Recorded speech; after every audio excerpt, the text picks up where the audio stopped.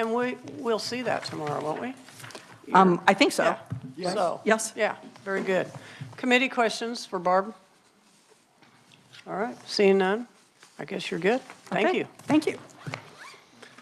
All right, at this time, we're going to begin our agency 5-year capital improvement plans. And first up, we have the Kansas Department of Corrections, Jess Zuma, Secretary. Welcome to the committee. Thank you, Madam Chair, members of the committee. It's good to be here with you this morning. I am Jeff Zamuda, and I serve as the Secretary for Kansas Department of Corrections. I'm trying to get a presentation pulled up here.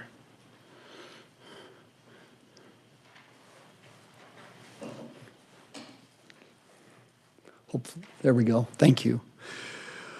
Well, I appreciate the opportunity to be here with you this morning to present elements of our agency's 5-year capital plan, improvements plan. An agenda on my slide this morning. Oh, we lost it again here. I'm going to take a few moments and quickly share some information regarding a couple of completed and a current capital projects. Then I'm going to talk about our East Campus at Lansing Correctional Facility.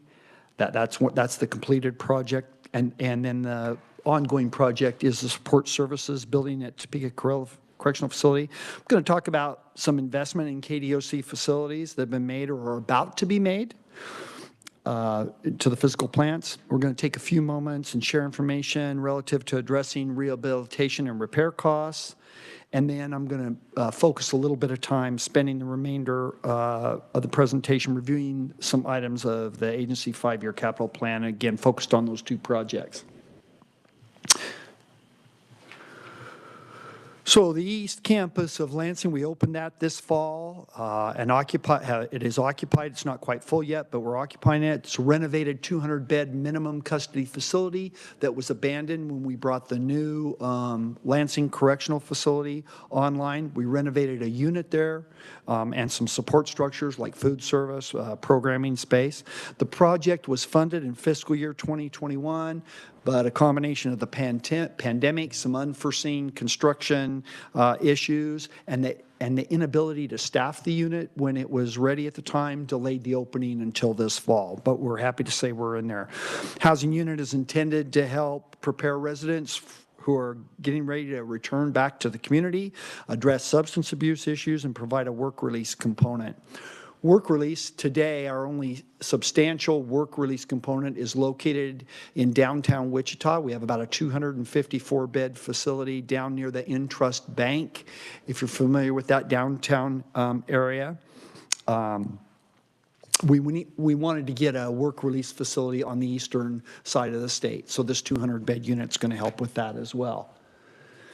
These are some images from the housing unit. Really, environment matters. We're trying to create a more environment more supportive of change in both the thoughts and behaviors of those residents. Also intended to serve as a step down from traditional prison environment in preparation for a return to the community. So we're excited to have that open.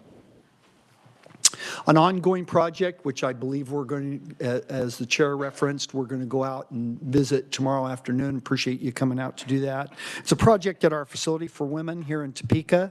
It was approved during the last legislative session, authorization and funding to construct a new support services building at the facility, and those support services are medical, behavioral health, visiting, also provides one access point, and you'll see tomorrow when we go there, we have 2 access points today. The facility's kind of divided in half, and there's 2 access points for security and check-in and whatnot. This will centralize all that. It'll be a more efficient, more effective process. We conducted interviews last week of 5 potential firms. We identified one that we were excited about to manage that project, design and manage that project. We anticipate that firm will be under contract here in the next few weeks, and we'll be able to begin initial design in January.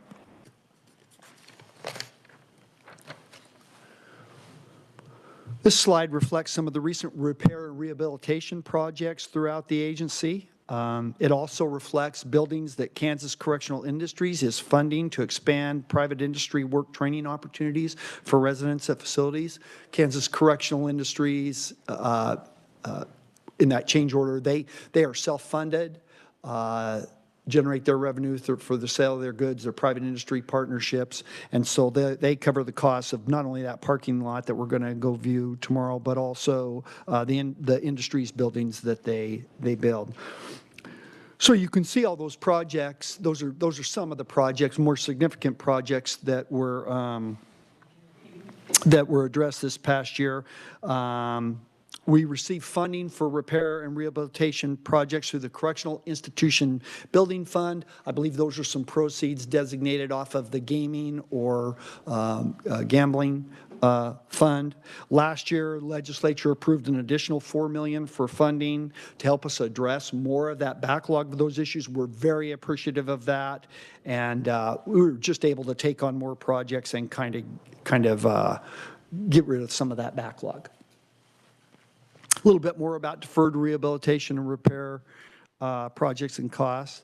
Again, each year we address repair and rehabilitation projects with that about $4.3 million provided through that Correctional Institutions Building Fund. Again, last year we received additional $4 million. Back in 2021 and 2022, we had a national firm, Carter Global Lee, conduct a facility condition assessment of all 254 of our buildings. We have about 3.6 million square feet under roof and our infrastructure. As a result of that, they gave us a report that identified about $161.5 million in immediate repairs and rehabilitation projects that are needed at our facilities. Given that backlog and what we can see on the horizon, we're hopeful that in this year's budget process, we'll be seeking an additional $8.6 million to above that $4.3 million to help address that backlog of projects and needs. So some major capital projects in the agency five-year plan. I'll quickly walk through projects on the slide. Then I'll spend some significant time, or fair amount of time, a little more time, on two more specific projects in the FY26 portion of the plan. In FY26, we have H building at Topeka. That's outside the secure perimeter fence. It's utilized today as warehouse space. We'd like to convert that to a work release component at the facility. Today, we do have women at the facility that are on work release, but they're living commingled, if you will, with residents inside the facility, and so that coming out of the facility and back in can create some safety issues, some security issues, contraband, what have you, so we'd like to get them outside. We anticipate if we convert that building, there's about 40 or so beds. We're also projected to be short beds in the future. I think we're 2 to 3 years out, if the Sentencing Commission's projections are accurate, and they normally are, that we're going to need some more beds at that facility, our growth in our female population. Anyway, estimated about 40 beds there with that work release, and that's about a $5.5 million ask. And then a new laundry facility at the Topeka Correctional Facility. Years ago, the laundry equipment was worn out there. There was no funding to revitalize all that, so we moved laundry operations over to the Kansas Juvenile Correctional Complex in Topeka. That's our juvenile facility. That continues today. There's some challenges with that, in that trucking all that laundry back and forth, quality, a lot of issues. The female population gets pretty upset with the manner in which that laundry is done, and we'd like to get back to doing that laundry on site, and that's about a $4.3 million ask. FY 2027. Replace work release in Wichita. I referenced that we have about a 254-bed building houses about 254 work release, men only, down in Wichita. It's right down next to the Intrust Bank. City of Wichita is revitalizing that area. There's a lot of renovation that going a little more upscale down there.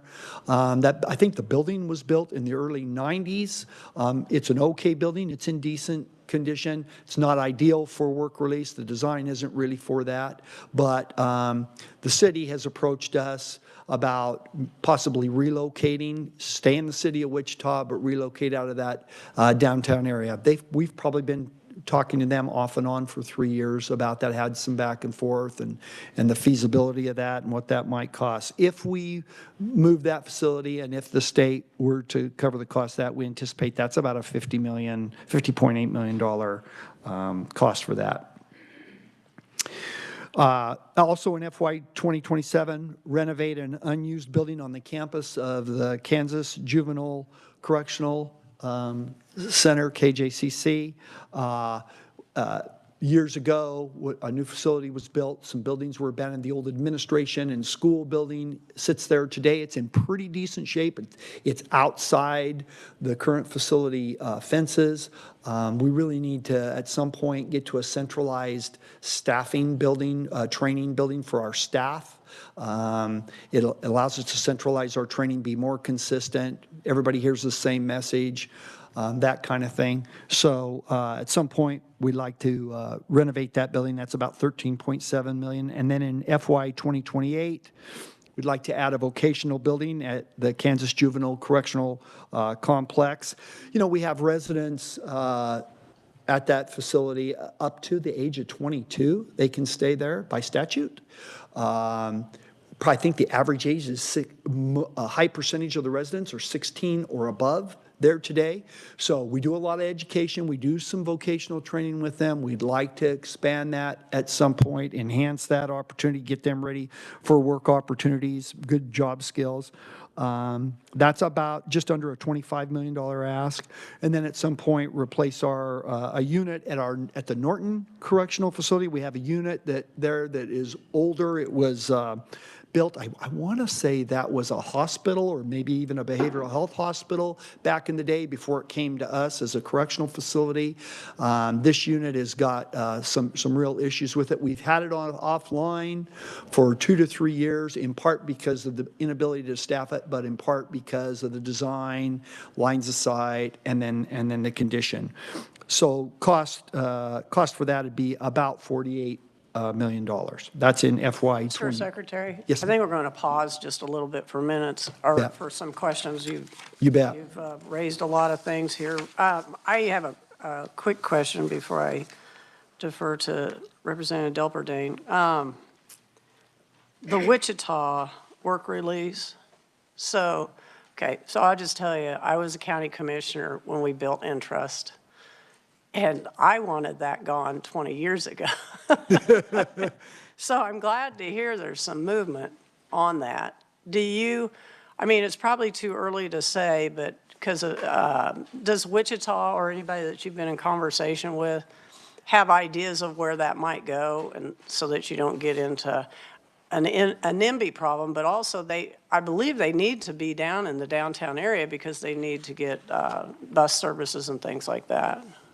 Yeah, great question, Madam Chair, members of the committee. So there's a potential location. There's a new industrial complex down in the city of Wichita. It's kind of it's in Wichita, but it's right on the edge of Wichita, and I couldn't tell you exactly the name of the street. I apologize, I don't have that. It's still near bus lines. There's lots of jobs. Again, work release, you want the population to have access to jobs so they can earn that money to pay their fines, fees, restitution, child support, get a savings account so when they release. Lots of jobs near that industrial complex, so that's a possibility. Initially, when the city reached out to us, they gave us 3 or 4 different sites that they possibly considered, and then those just didn't really seem to pan out. So haven't had much conversation in the last year or so, but I think we could find a suitable location, probably on the edge of town, near bus lines, so our population could get there, and then of course, the closer we can be to jobs with them, the better. And it's okay if they have to travel across town, but you don't want them, to the greatest extent possible, you don't want them having to travel 45 minutes or an hour to a job. So I think we could find a location. Probably the biggest challenge is going to be the cost of building a new facility, and down there. Representative Delperdang, thank you. Thank you, Ms. Chair. You were talking earlier about the work release, possibly in the eastern part of the state, or a second one, if you would.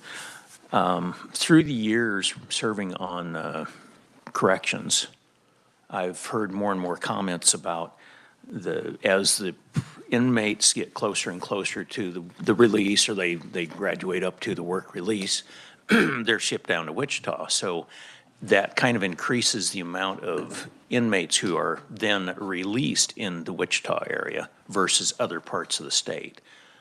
Any comments or stats on that, or would this help diversify where the actual releases take place, if we can do that, diversified centers? Yeah, great question. Madam Chair, Representative, members of the committee. So that has come up 2 or 3 different times in the Oversight Committee, and I haven't looked at the stats this year, but in the past, it might be a little bit more have released into the Wichita area, but it wasn't really a disproportionate amount given how many come. In work release, you'd prefer, hard to do because we're such a rural state and some small communities. In an ideal world, you'd have people at a work release that's close to where they're going to release, so potentially they could retain that job that they've gotten while they're at work release. That's not always the case. So we release about 4,600 people every year. That's men and women. High percentage of those are the men. I guess about 4,000 of those are the men. Not everybody's releasing through the Wichita work release. Some people aren't eligible to go there, and for some people they're working in the private industry program or what have you, and it just doesn't make sense. What would make sense is to have more work releases geographically placed. And I know while we can't get in every community, but at least get closer. So if that person's in northwest Kansas, they can be in a community out near there. So if they release, perhaps they could retain that job. And I know that's part of the city of Wichita. They'd like us to get out of downtown. They're concerned about, I don't think our population gives them any problems down there, but at least there's a perception of that. Having a work release facility on the eastern part of the state will help ease that. That'll be up to 200 beds, a work release. Work release are our best beds in the system. Again, when you get to work release, you're able to be out in the community all day, kind of decompress and get more normalized life, get a cell phone, because your boss needs to get a hold of you. And so you just start returning to a little more normalized life, even though you are still incarcerated. So to a smaller scale, is there also work release type of activities now in Winfield where it's minimum security? I understand some of them hold positions in the community. Yeah, Madam Chair, Representative, I don't believe we're doing work release out of Winfield. Wichita work release is a subset of the Winfield facility. The warden oversees that. We do some small work release out of Hutchinson correctional facility, but I want to say it's 20 or less men that release out of there. Really, if we could build one, at another location after this eastern, it'd be good down the road. Okay. And then one more, if I may. But you talked briefly about Hutchinson Correctional Facility. I know in El Dorado and several of the others, they've got facilities with the community colleges teaching there. Is that happening in Hutch? Is there training facilities in the Hutch facility? Madam Chair, Representative, you mean like with our higher ed partners? Yes. Yeah, Representative, we have a higher ed partner in every one of our correctional facilities, which I'm really excited about. I think we have 11 higher ed partners, whether 2 of those are 4-year schools and the rest are 2 years. And so we're doing a lot of technical, vocational certifications, trainings, and then they can get like an associate's degree.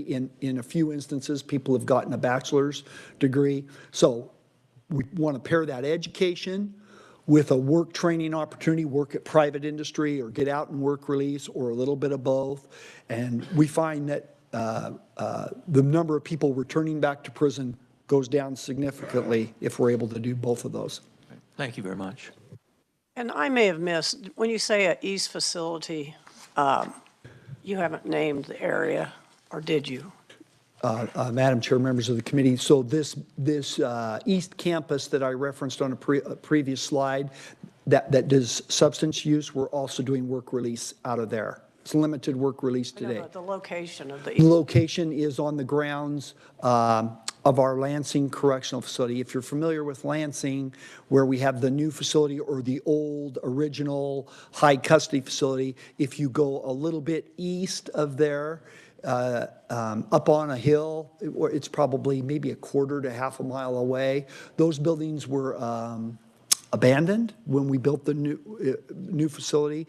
We had one housing unit there that was in pretty decent shape. The kitchen was in decent shape, needed work done, but we used that funding that you all provided to renovate the kitchen, a support building for programming space, and for the living unit, and we'll do that work release out of there. Are they going to be close to jobs in that area?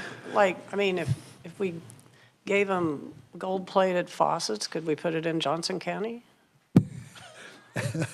Madam Chair, members of the committee, it's not the absolute ideal place, but there are quite a few jobs in the Leavenworth, Lansing area within about a 30-mile radius there. We've got some job specialists and reentry folks that are out there beating the bushes. We have pretty good private industry partnerships in that area, so I think we have a good reputation in the business community, and I think we can get them some jobs. Obviously, if we were closer to Kansas City area, that's probably even better, but we had the opportunity with the renovation of this unit to create some more work release beds on that part of the state. We believe that's a step in the right direction. Thank you. Senator Francisco. Thank you, Madam Chair, and thank you for being here. You talked about the replacement of B unit at Norton Correction Facility, and my understanding is that staffing was difficult there because it's so close to the state line and what they were paying. So does it make sense to add funds at that location, or should we be looking at investing those beds in another location? That was just. Yeah, Madam Chair, Representative, that's a great question. That's why it's not higher up on our plan, because we will need some bed for our male population that is growing here. It's a little bit further out than our female population. Staffing is better today at Norton, but it's still, we have the greatest number of vacancies in uniform positions today at our Norton facility. It's around 18%. The rest of them are hovering around anywhere from some at Winfield. We have no vacancies in our uniform ranks. Last report I saw last week, and to about a 10 to 11% average. It's kind of let's see what the staffing looks like. The other advantage to replacing that unit is we could take another unit offline that's not as efficient. If you've ever been to the Norton facility, it's very walled off. The lines of sight aren't very good, and it's pretty staff intensive. You have to have a staff member on each floor. We could probably realize some staffing efficiencies if we built a new unit with a modern design. But that would be that's going to be a consideration with what does the staffing look like. Great question. So I'm hearing what you're saying is that this would not be necessarily replacing the B unit, but it would be a new unit that would replace even another unit at that facility. Madam Chair, Senator, yeah, what we would do is if we rebuilt that unit, and assuming we could not improve the staffing model, if we could improve the staffing model, maybe we continue on with everything. But if our staffing was still short, we'd take another inefficient unit, inefficient in terms of staffing unit offline. Representative Delberding. Just a quick question back to the Lansing area. If we did a work release there, you said there was lots of jobs within about a 30-mile radius there. How do these work release individuals get to work and back? And at least in Wichita, there's a lot of bicycle traffic, and I don't expect them to ride a bicycle 30 miles to work and back. Yeah, Madam Chair, Representative, great question. They do. We need to come up with a way to transport them better. I think we're using some of our vans today to take them at the Lansing site. A lot, maybe not a lot, but an issue at Wichita is some of our population are using Uber or taxis. If a bus line won't take them near their employment, or if it's too far to ride a bicycle. And again, the purpose of being there is to get them to pay off all their fines, fees, restitution, get some money in the bank. And if they're paying Uber fees every day to get to work, that's a little tough. So we're going to have to work on a plan for like maybe some vans with some van fees and that type stuff. I think that'd be more economical for them. But I think in answer to your question, over at Lansing, I believe we're using some of our vans today or volunteers to get them there. Maybe a little bit of bicycling and Uber mixed in. And it's a small number at work release there today. I'd be surprised if we have more than 20 today. We're kind of starting to fill the unit and grow. So as it fills up, it's going to be more of a challenge for us. All right. I don't see any further questions, so please continue. So focus on a couple of projects in the FY 26 part of the 5-year plan. One are some select raising projects at our Lansing Correctional Facility. I've referenced a couple times that we rebuilt that facility. I believe we opened it in the spring of 2020 and walked away from the existing buildings there. So we have the old, and I'm specifically talking about the old Max unit here, and you can see the images of the front gate to that. So in the last year and a half, we're trying to figure out what to do with all those buildings sitting there unused. They're going to deteriorate, and they're a maintenance issue for us. We reached out. Couldn't find someone that had a use for it, and then finally, and thankfully, the Lansing Historical Society stepped forward and said that they would have an interest in conducting tours, holding events in a portion of that old facility. Last year, the legislature provided some funding to help us get those buildings that they would utilize, not repaired, but just stabilized, like leaking roofs, broken glass, just get them back to where they're safe. The Historical Society, I'm happy to say we have an MOU, Memorandum of Understanding with them.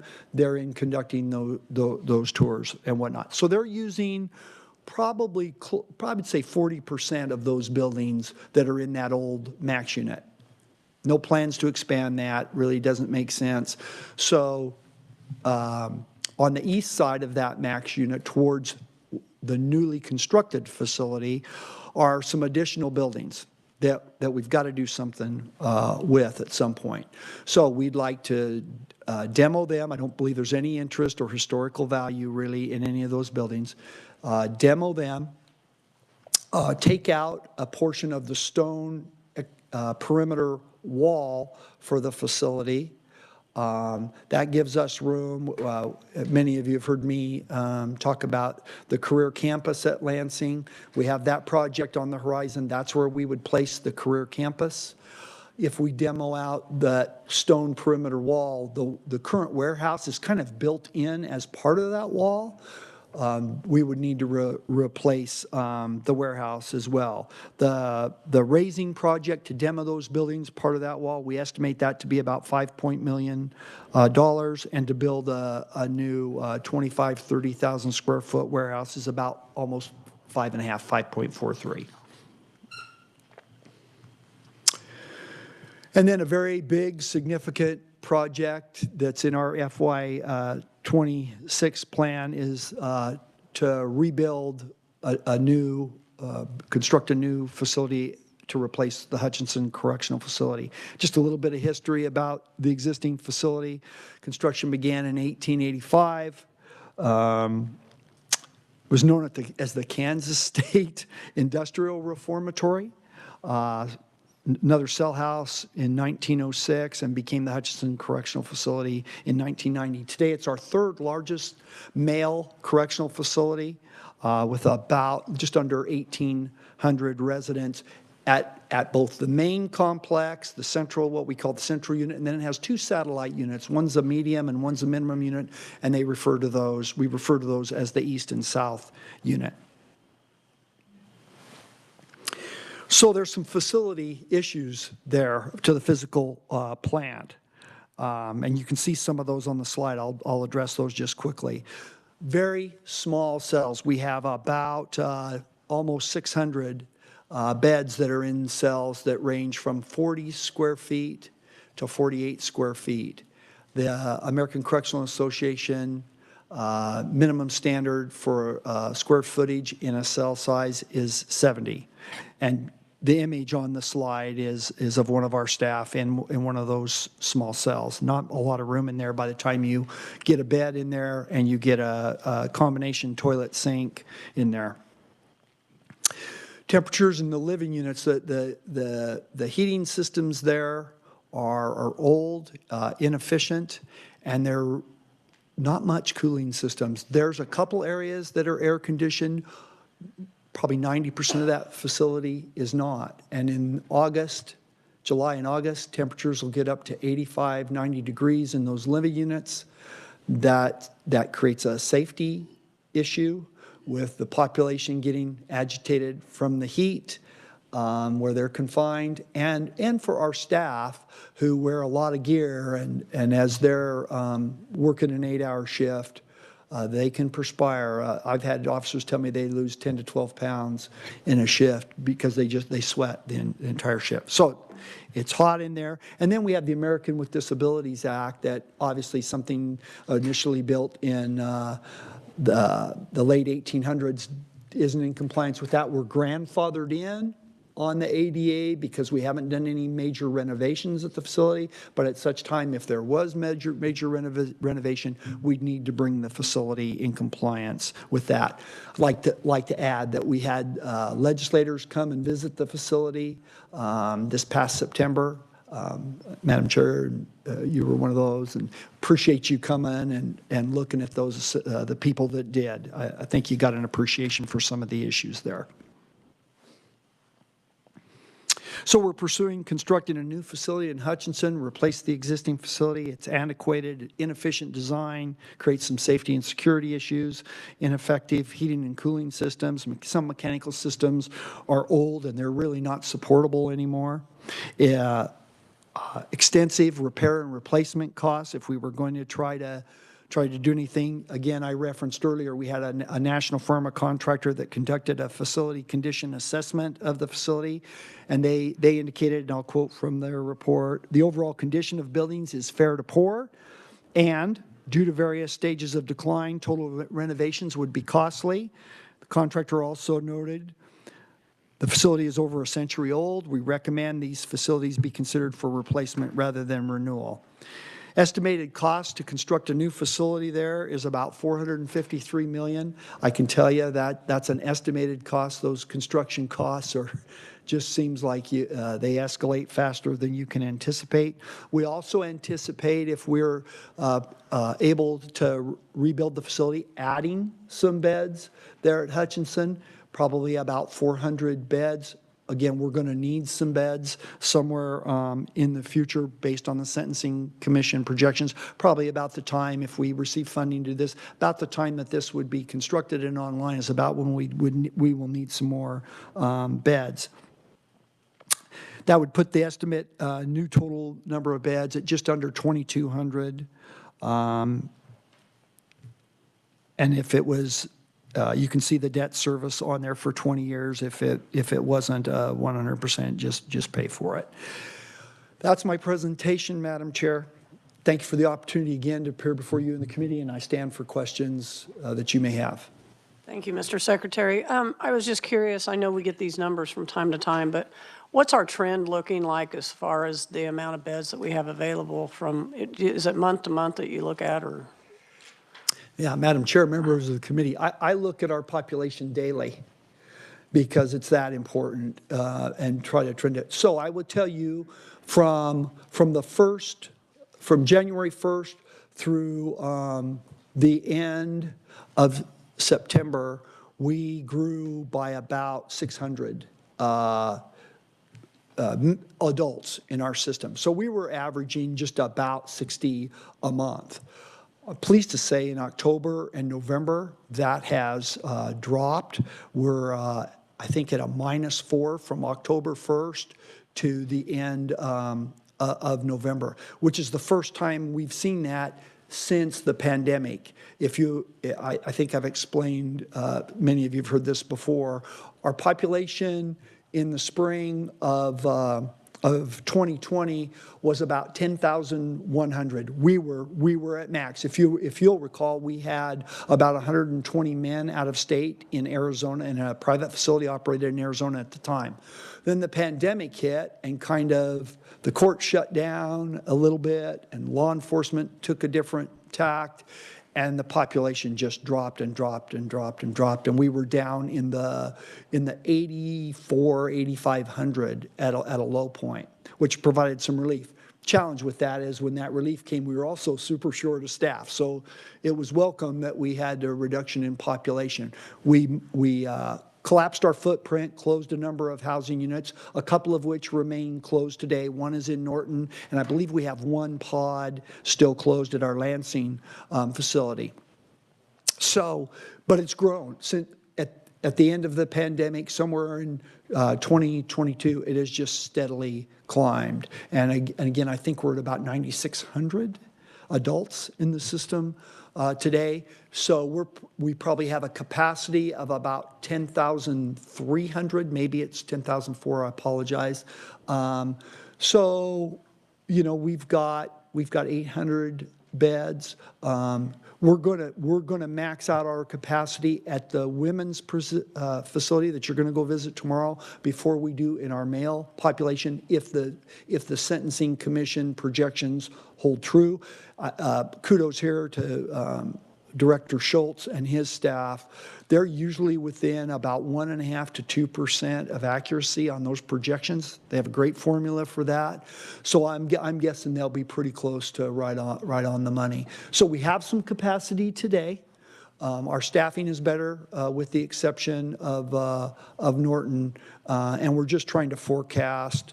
Hopefully that trend we've seen the last couple months will continue, but I think we max out on our current capacity in the women's population sometime in 2026, and in our male population, I want to say it's 2028 some point. So if we were to reconstruct Hutch, that would give us some more beds. The support building area that you're going to go look at tomorrow will add a few beds at our women's facility. We're going to increase the number of beds in the infirmary and in our behavioral health. So that'll ease that a bit.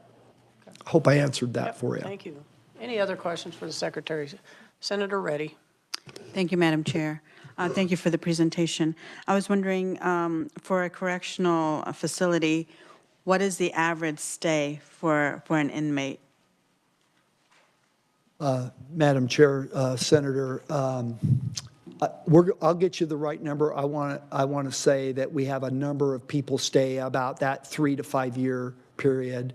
I don't know we'll get you a means, maybe a means where half of them are below that time and half above. We're about to turn out our annual report from last year. I just haven't looked at that yet. But there's a lot of people that don't do significant amounts of time. 95% of our population is going to return to the community one day.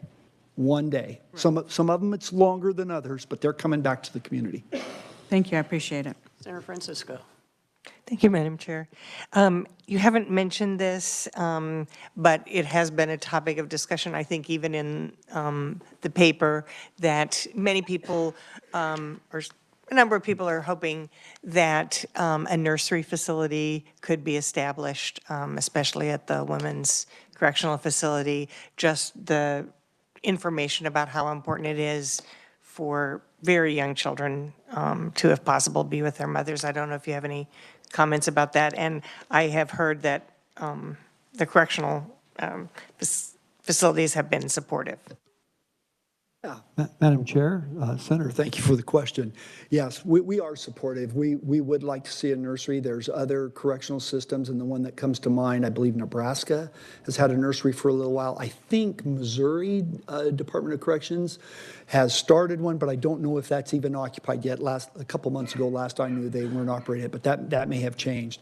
So we're supportive of that. I think there's a meeting in January of the folks out in the community with our staff to talk through that a little bit more. You know, some key points will be how long would the child stay? What's the optimum amount of time? So a couple of things. I think when we build a new facility, we're going to build this new central unit, that'll give us an opportunity to create the right type of space for a nursery, I believe.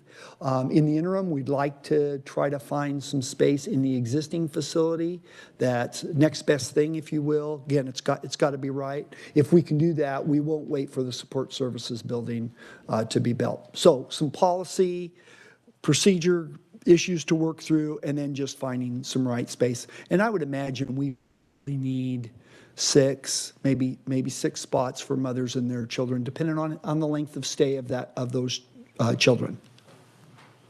And you already do, isn't there some kind of a Mom's Day out at the Discovery Center that's going on? Yeah, great question, Madam Chair and members of the committee. So I think it's 3 times a year. Hope I've got that right. The Kansas Children's Discovery Center, women who have followed the rules, don't have disciplinary write-ups, haven't gotten in trouble, they're able, if they have children, they're able to go to, and they have to be minimum custody, so they're allowed to be outside the fences. They're allowed to go on site to the Kansas Children's Discovery Center, spend the day with their kids. I would tell you, it's pretty powerful for those kids to spend their day with their moms. It's when I saw it was pretty impactful for me. Since then, you've provided funding to allow us. The Discovery Center has a truck and trailer where they can take a mobile unit throughout the state. And so they're coming to some of our men's facilities a couple times a year and doing that. They also, while they're there in that community, they're doing some stuff with people out in the community. And it's just a great partnership. The people at the Kansas Children's Discovery Center are just fantastic, the work they do, and they're all in on it. So thanks for bringing that up. It's a great program. Representative Delperding.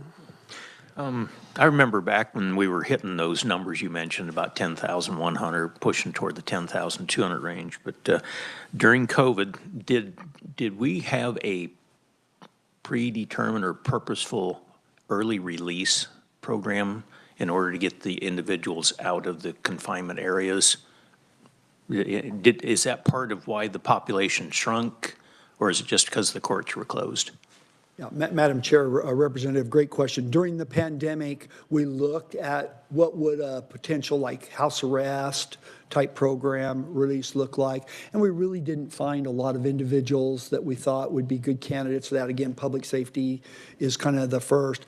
I want to say we had less than 20 adults that met that criteria, and we did put them. So it really the driving factor, and I'm sure somebody's going to do a study on this, either nationally or here in the state. I think the driving factor was ultimately the courts kind of shut down, and maybe law enforcement, instead of charging, maybe found some alternative means to address some offenses rather than go through the courts with those folks. Okay. I'm it was assuming kind that's of a the case. two-part question I was going to hit, but I think you answered it there, because I was curious if we did do early releases, did we have any statistics for recidivism of that block? But it doesn't sound like we had enough to really study. We did not have any. So if somebody released, I want to say they had to be within, I'm not going to remember this exactly, but it was just within a couple, 3 months of release. Did they meet the criteria for an early release? We'd put them on a house arrest. None of those adults failed during that period when we were monitoring them. I don't know if any of them came back after that, but we took them off the house arrest program on the date that they would have been released anyway, and they were all successful getting to that date. Okay. Thank you. All right. Well, thank you, Secretary, for being here. Appreciate the information. Thank you, Madam Chair. Thank you, members of the committee. Look forward to seeing you tomorrow at the Topeka Correctional Facility. Yes, thank you. We look forward to it as well. Shirley, when we were talking earlier about approving what exactly are we approving? Are we approving the report or approving their 5-year plan? So if we didn't want something in there, we would make a motion to take it out. Okay. So committee members, you understand what we're doing here. So this is a recommendation to the several budget meetings that will be happening next year. So what's the will of the committee? Representative Delperding. I'm a little stuck on this one. Normally, I'd say let's just make a motion to approve it as is, but I too am a little confused on how the new budget process is going to work. So do we do a motion just to approve what was presented to us?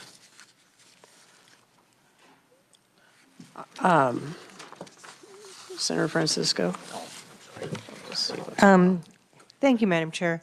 So got to be a little part of the new budget process, and I think they're going to continue to have the same committees review recommendations. They may just be trying to start earlier. So I think what this committee could do is say, we've heard this list that's in their capital improvements plan. Are there any things that we would question? And so, I'm saying, and also I think we should have an idea about what the total dollar figure is, because we're not just talking about Hutchinson, which is very important, but there were a number of other capital improvements, and then what funds are available for that. Shirley? Again, and I know it's just semantics, but it's not really an approval, it's a recommendation. And in essence, during the interim, this committee looks at a projection of 5 years for capital projects, which those move around a lot.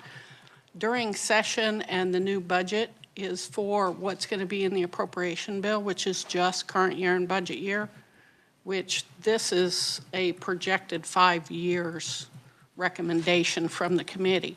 Now, with that said, there have been times when you've heard projected projects and, for instance, roofs. This committee's made recommendations to move a roof up into the current year, budget year, or move something off, those kind of suggestions. Okay, that helps. So, But it's not that the agency's going to do anything, because during the session, you hear the current year and the budget You're year. going to make it just an idea, and then you can make the motion, okay? This is just one recommendation. Would be that it appears that the capital programs, the improvements plan, are needed to be looked at as we move forward in that 5 years. The only concern would be, which would have to be scrutinized by the sitting committees, is the Hutchinson Correctional Facility, because I think there's a lot of unknowns. When we went, we just we toured the facility, and it is in need of repair. But to understand exactly if it's going to be located across the road, are we going to tear buildings down to do that?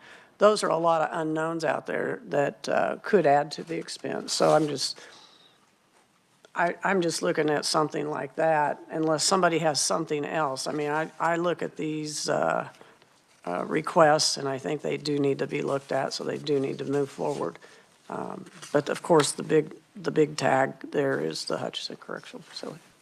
Representative Delperding. all right, with that helped, those comments helped a bunch, but I guess I'd like to make a motion that we approve the 5-year recommendations at this time. Do I have a second? Second by Senator Reddy. Any discussion on that? Senator Reddy. Thank you, Madam Chair. Yes, so when I look at the back of this big summary, the 5-year capital improvement projects add up to about $338 million. And as Shirley was pointing out, we are actually looking at 1 year for the fiscal year that's coming up. I think with that, I'm comfortable with the recommendation that's been provided, and given this option where there will be a lot more discussion going on moving forward within that 5-year plan. But for the next year, for 2026 anyway, it seems like these would be necessary for them to start moving if they need any kind of designs or contracts that they need some way to move forward. So I think that's why I'm okay with the recommendations provided. Well, and I'll just add, back to the Hutchinson facility, I mean, that's a good point, because for the sitting committee to make those decisions, they're going to need more accurate numbers and a better understanding of where that's going to be located. So somehow I'd like to have that included in the motion.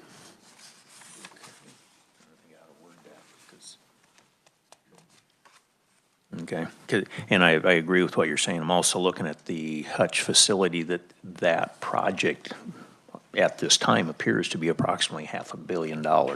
So that is a concern too. That's why I didn't want to have it in the motion that we're approving the 5-year plan without our comments about further investigation needs to be done on the Hutchinson facility.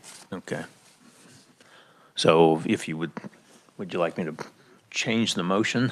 Or Oh, just add include it, just add to it? Add to it that the regular sitting committees, budget committees of the House and the Senate need to further study the Hutchinson Correctional Facility Okay. with an eye towards what Senator Reddy said was they may have to spend some money so that they can get better numbers and a better understanding of what it's going to cost. I know that's a little long. That's why we have staff here. They're supposed to interpret what we said and what we think Okay. and put it in English. Okay. So with that said, I'd like to make the motion that we approve the 5-year recommendations as presented with exception of further study with the Hutch Correctional Facility and to verify the actual expenses and locations. Yeah, that's perfect. Yeah. Very good. You should be staff. Don't tell anybody. Any other discussion? We need that one seconded. We did, we already had a second. We're in the Even though it discussion. changed, okay. We already had approval of the second, which is, she's nodding her head. Senator Francisco. Thank you, Madam Chair.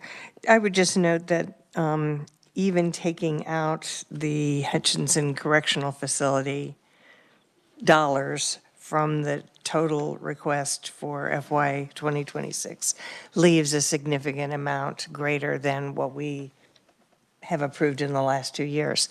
I think it's because these changes are needed, but we have to be very thoughtful about funding and about making sure that we do not get into the same situation of deferred maintenance. And that's a lot of what we saw, or some of what we saw at Hutchinson. Maybe we can amend the college deferred maintenance program and use a little bit on the prisons, but I won't go there. Same thing. All right, any other discussion? Seeing none, all in favor say aye. Aye. Okay, motion carries. Thank you. Next, we will move on to the Department of Aging and Disability Services, and we have Scott Bruner, Deputy Secretary of Hospitals and Facilities. Welcome, Scott. Good morning. Thank you, Madam Chair, members of the committee. My name is Scott Bruner. I'm the Deputy Secretary for Hospitals and Facilities with the Kansas Department for Aging and Disability Services. We're the parent agency for the 4 state hospitals at Larned, Osawatomie, Parsons, and KNI here in Topeka. And the vast majority of the capital improvements, rehab and repair projects that are appropriated in this budget are in the KDAD's budget, and then the money's distributed to the campuses to use for projects. There is a little bit of capital improvement that happens on each campus that's funded directly. There's some ARPA funding for projects, but the vast majority is going to show up in the KDAD's budget, which is why I'm presenting to you today. You should have a document in front of you that's got a couple of pages of text and then a number of other tables and schedules that describe our five-year plan. So I'm gonna walk through the written part of the narrative, and then feel free to ask questions as you have them. So for the four state hospitals in Kansas serve about 850 Kansans every day, and many of these are people with the most profound disabilities or mental illnesses in our state. The campuses have over 80 buildings and $1.8 million of gross square feet under roofs. The buildings are generally older and need a lot of maintenance and repair, and the systems that support those buildings also need maintenance and repair. So the vast majority of the budget that you see in front of you today is for rehabilitation and repair projects. In 2024, the fiscal year that closed, I want to give you a little bit of an update on projects that we completed. We've done several roofing replacements at KNI and Osawatomie and Parsons State Hospital. We're pretty close to having every building with new roofs at KNI, and pretty close to that on the other campuses as well. We've done some upgraded water and electrical system updates that were either safety concerns or things that were causing problems with our steam systems. And then at Larned, we've done several security updates as well that were items that were identified in a safety audit that we had conducted about 3 years ago. So that included some updates to the fences, upgrades to cameras, and some of the nurse call lights and redress, which is an alert system if a staff member feels that they're unsafe or they've fallen, that can alert security. So those projects are done that were part of that audit finding. And then also earlier this year, we completed the project at the Biddle Building at Osawatomie, which was the moving our acute unit from one building to the completely remodeling the Biddle Building and moving that to another, moving those patients into that building. It increased our effective capacity to 42 beds. That was completed, and we've been occupied in that building since September. And then we're very close to finishing the Spruce Cottage renovation at Parsons State Hospital that lets us, will get us out of a building that we need to go back and renovate where we have some mold issues. So that's taken us a couple years to get completed. For this fiscal year, we received $8.8 million from the State Institutions Building Fund for rehab and repair projects. That $8.8 million reflects our priority 1 and priority 2 lists of projects that we would have presented last year. Again, that's a lot of roofs, it's a lot of electrical updates, a few boiler related issues. The big part of that $8.8 million is the first phase of replacing the medium voltage electrical distribution system at Osawatomie. We found after a couple of disruptions of the electrical service that the utility tunnels on campus were aging. There were some co-location issues around having electricity and steam running in the same tunnel, which is not a good idea. We've switched the power supply from to a different city-provided service, so we just need to update that whole distribution system so it operates on a more current configuration and we can operate it more effectively. Again, you've appropriated that money already, so we're in the design process for that first phase. The second phase is going to be done in 2027, so it'll show up in a future capital budget, but we are putting those dollars to good use. The approved budget also includes $3.2 million from the SIBF to continue our raising program to demolish abandoned buildings. There's a little bit of background in there about the building that we have completed raising at Osawatomie, the DeJong and West Pavilion.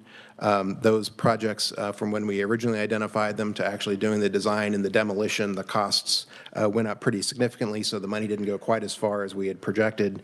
But we did complete those 2 demolitions, and then with the full appropriation of $3.2 million, we're working on the other projects on other campuses to see if we can find some efficiencies in the process of design. You wouldn't think you have to design tearing a building down, but it does take a lot of thought into the process and where the material is going to go. So we're hoping to use the same vendor for a couple of those different demolitions.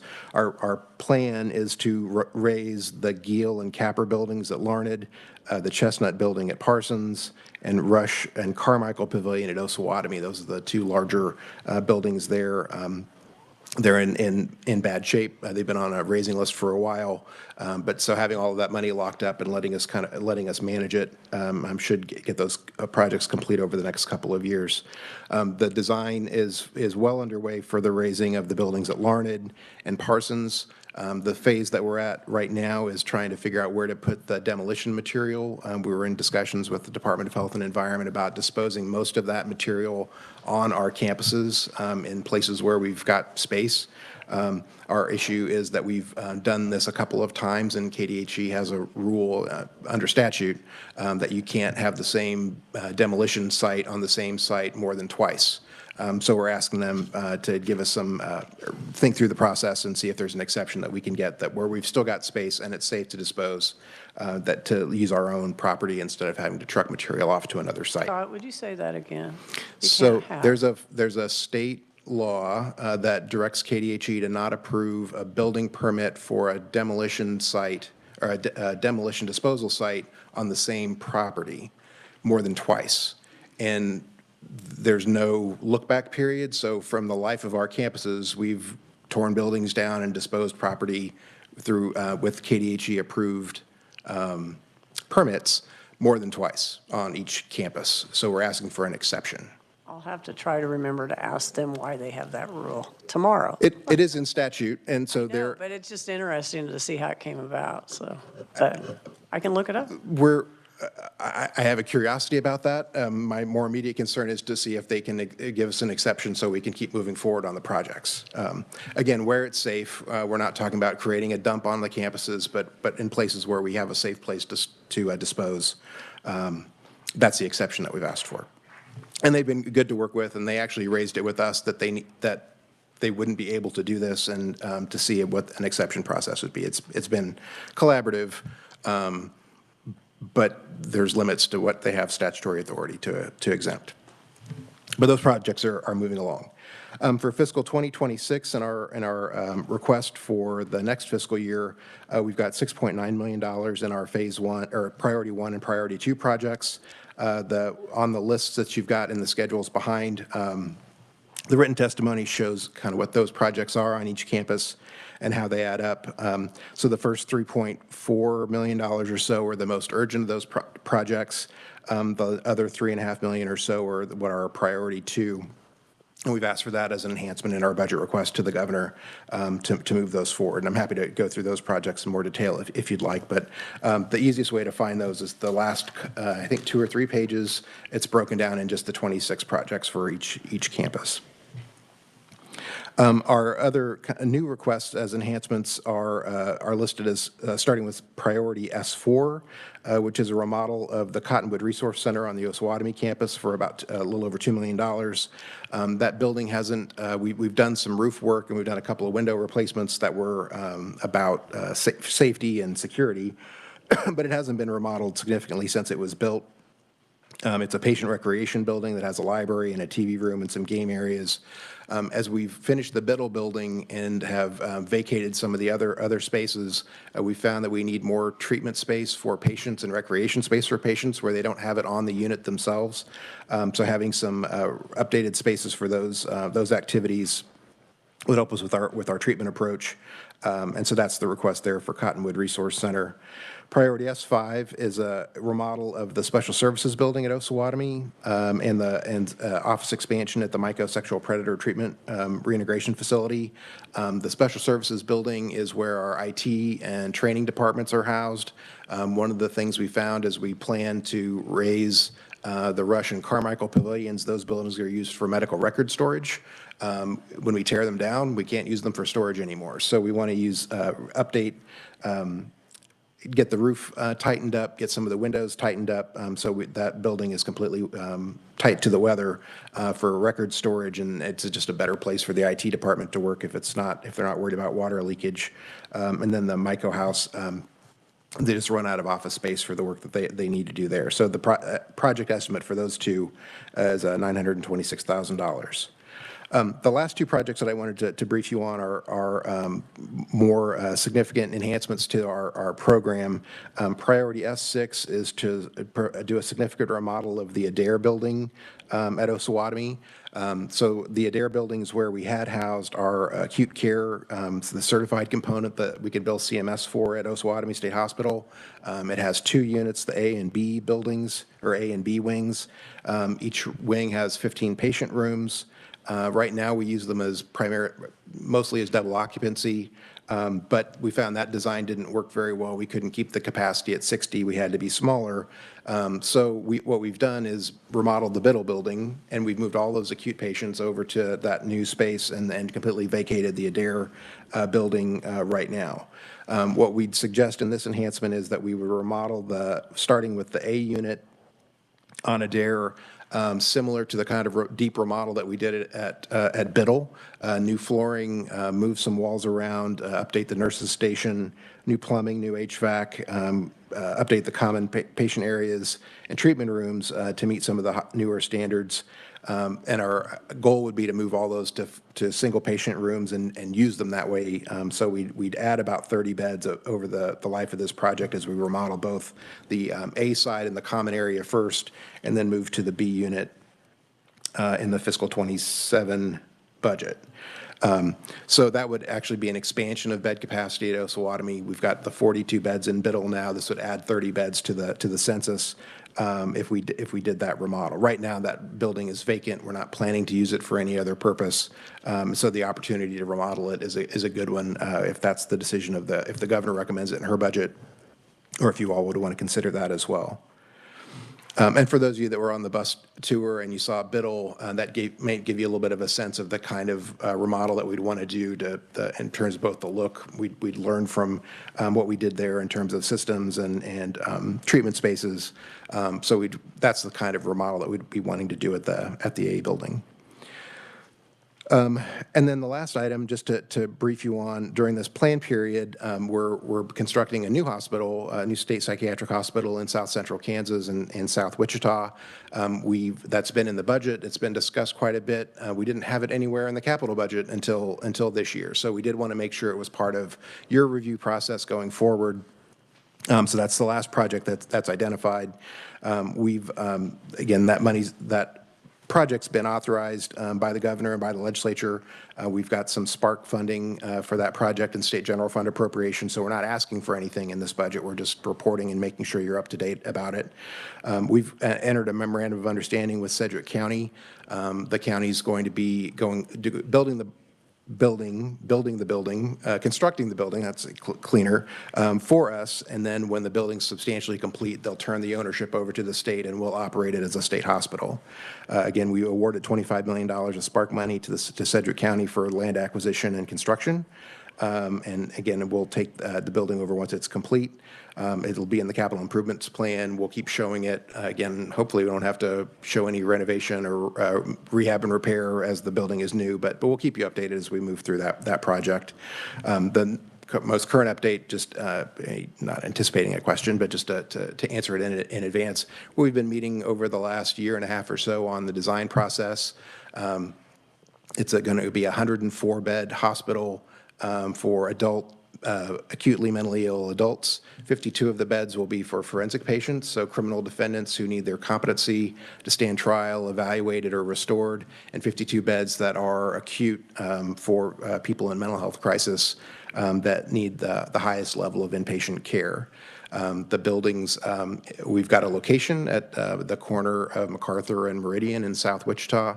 We've acquired the property. We've got the title for the property. The zoning's all in place. And the design's now complete. And the county actually put that project out for bid for a general contractor right around Thanksgiving.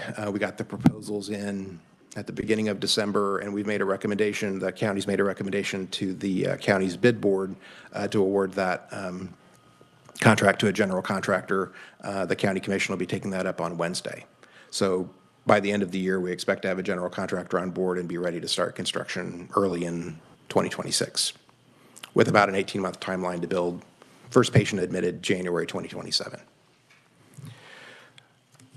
Again, you all can do whatever you like. There's no money that's needed.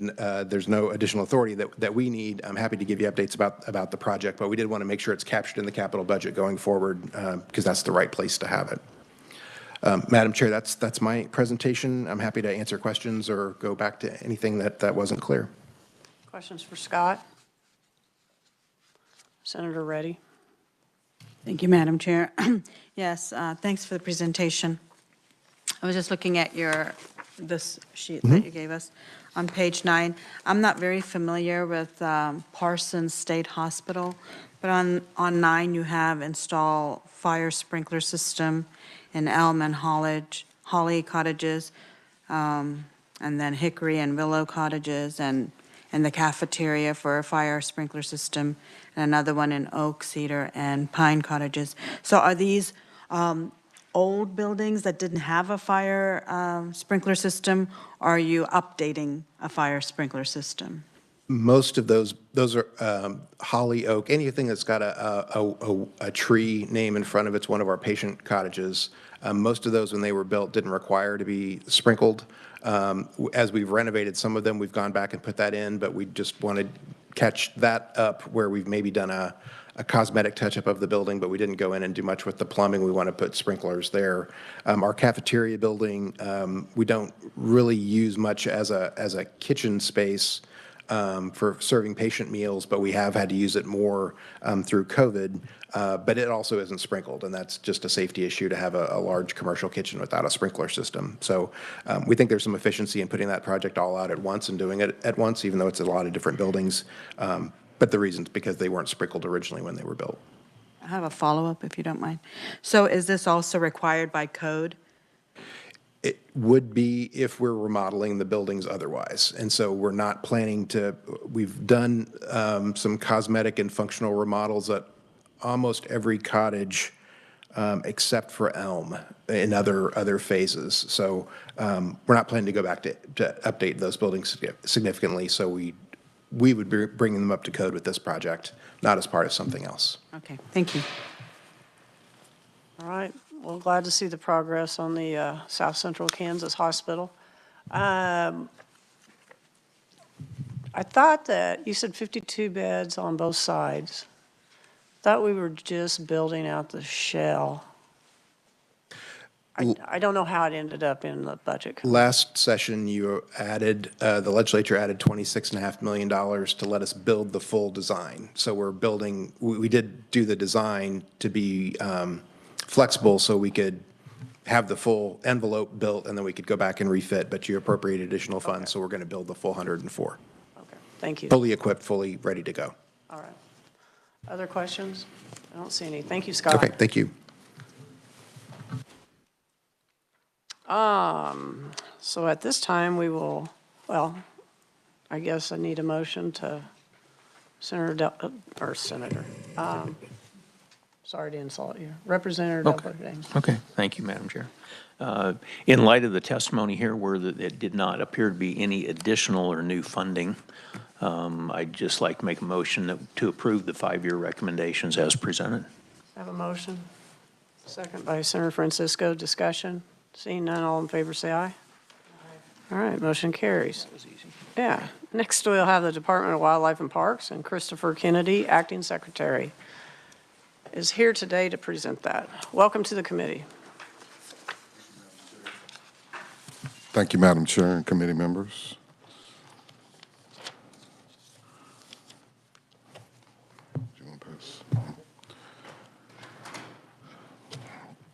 I appreciate the opportunity to be in front of you all today. 9 months has quickly passed since I came to the agency. I've stayed in our parks, utilized many of our public resources, and made myself aware of the plethora of opportunities available to residents and non-residents alike. And also had many conversations with legislators across the state about our facilities and the services that we provide. We've been focused on our fiscal policies and processes. Thus far, we have improved agency oversight, examined and improved our internal budgeting and CI processes, determined the need for additional focus on our agency infrastructure, and increased internal scrutiny of our budget and CI projects. In fact, most of the projects that you see before you today are maintenance and repair of existing infrastructure. Many of the projects within our current 5-year CI plan were projects that were already ongoing. We have provided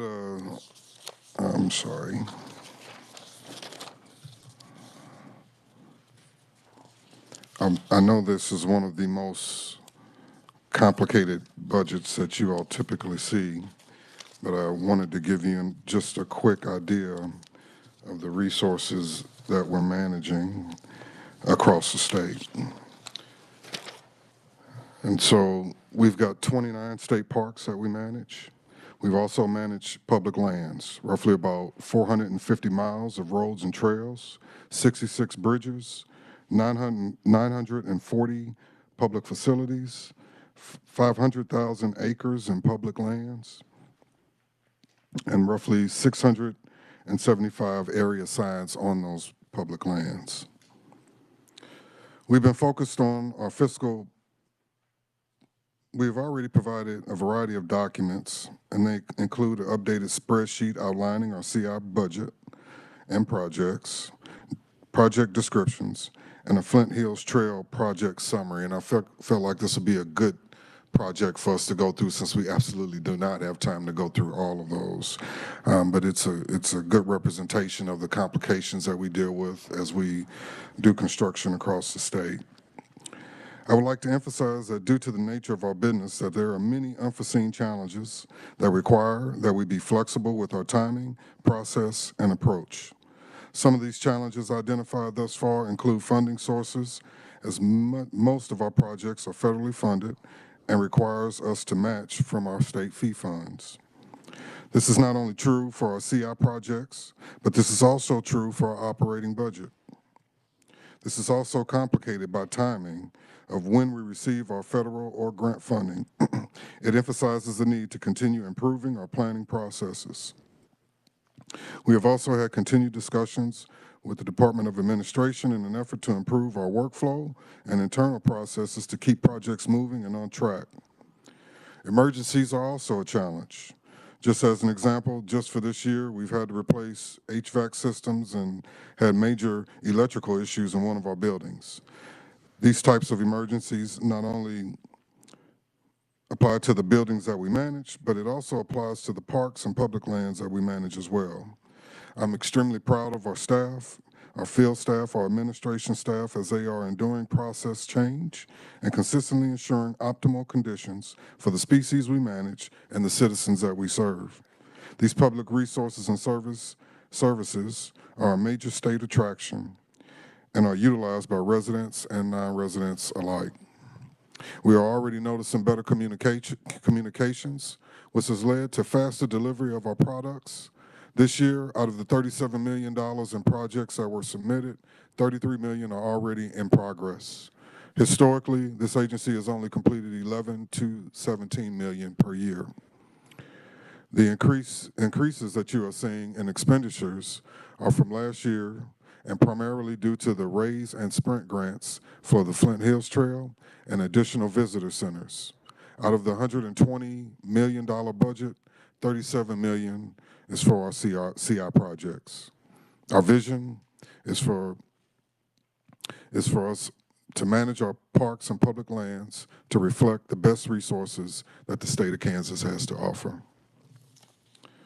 So I'd like to draw your attention right now. You should have a PowerPoint in front of you in reference to a RAISE grant for the Flint Hills Trail.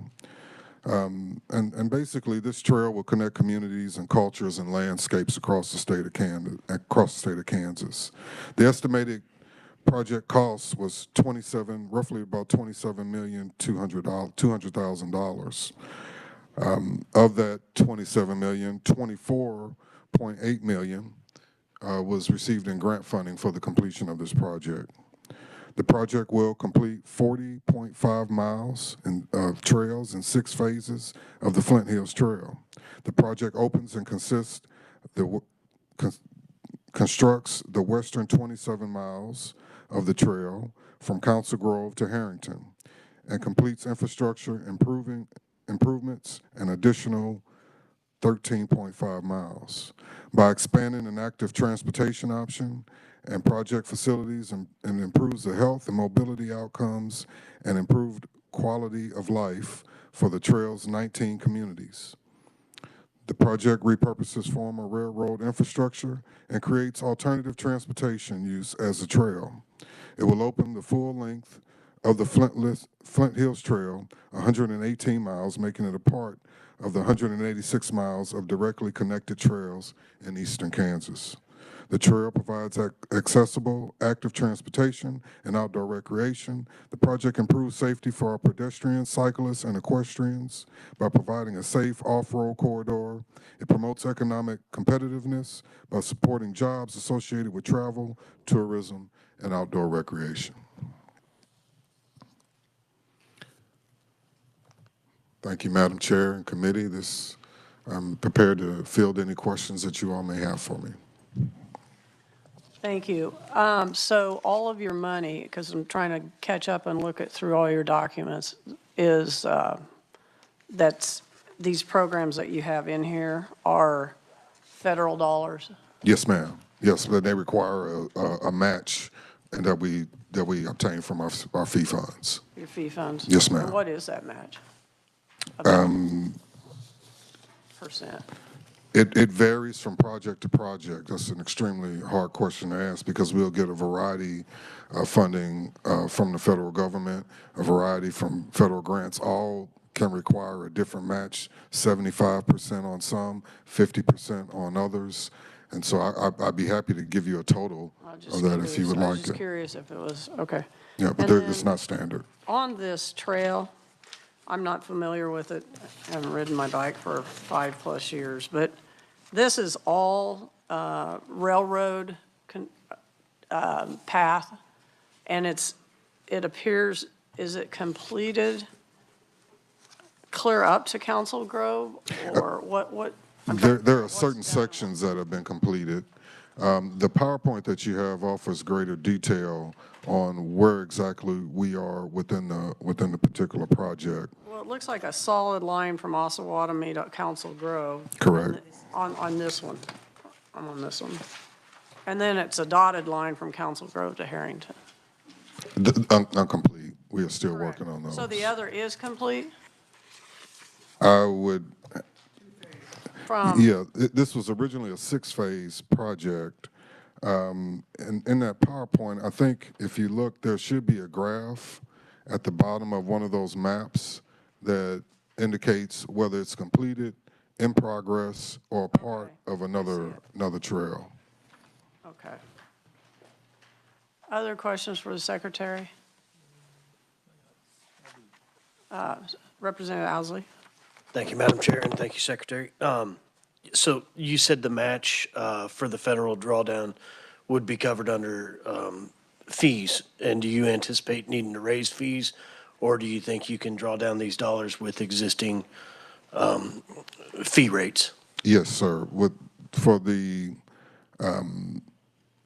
existing projects that we have, I think we can, or I know we can draw down from existing fee rates, but I think it would be something to consider in the future, raising those fees. It's been at least 15, 20 years since we've raised fees within the agency, and there is a definite need. I think the majority of the reason why, if you know, and I'll talk more about this during the budget, but after COVID, things really got expensive. And it's had an impact on the agency and an impact on our ability to provide the services across the state. And I asked that question knowing it came up when we were on our bus tour. But I was just curious if we had a plan for that moving forward, or if we were just dealing with today. Well, for this means purposes, I was just dealing with today, but I've been working with a variety of stakeholders that definitely feel like fees should be increased, and so it could be very possible that you would see proposals to increase those fees here in the very near future. Thank you for that. Thank you, Madam Chair. Representative Delperding? Thank you, Chair. Just curiosity question on the department as a whole, the amount of funds that come through state general fund versus fee-based. I mean, are you entirely fee-based or? For the most part, and there are some years where we'll get SGF funding to help us with some of the issues that we may be dealing with within the agency, but for the most part, yes, sir, we are all fee-based. Okay, thank you. Other questions? All right, don't see any. Thank you. Thank you. All right. Yeah, there is. So who wants to make that motion? Senator Francisco. Thank you, Madam Chair.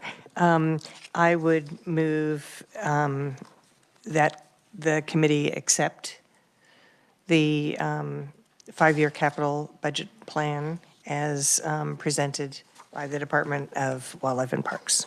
I have a motion. Do I have a second? Representative Owsley, discussion. Representative Owsley.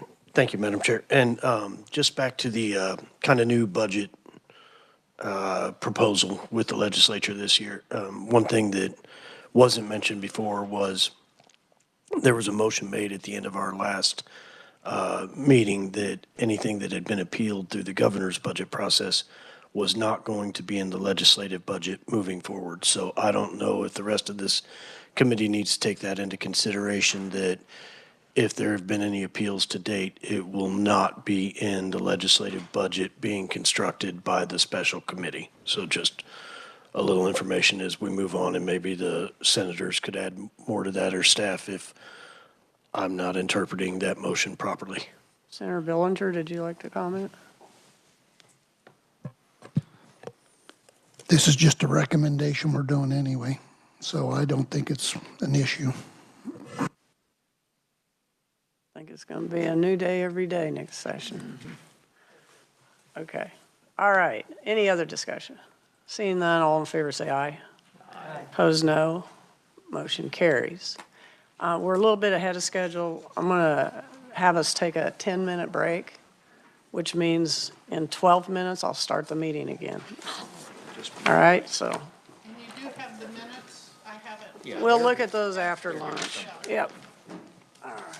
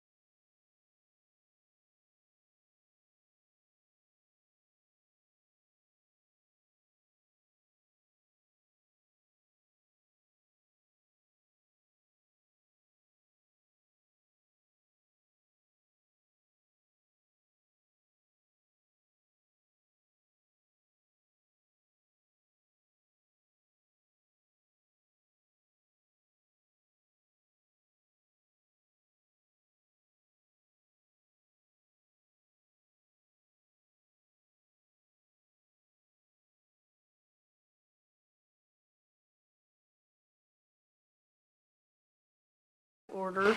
And at this time, we have the Department of Children and Families, Brent Witten, Director of Facilities, Safety and Procurement. Welcome to the committee, Brent.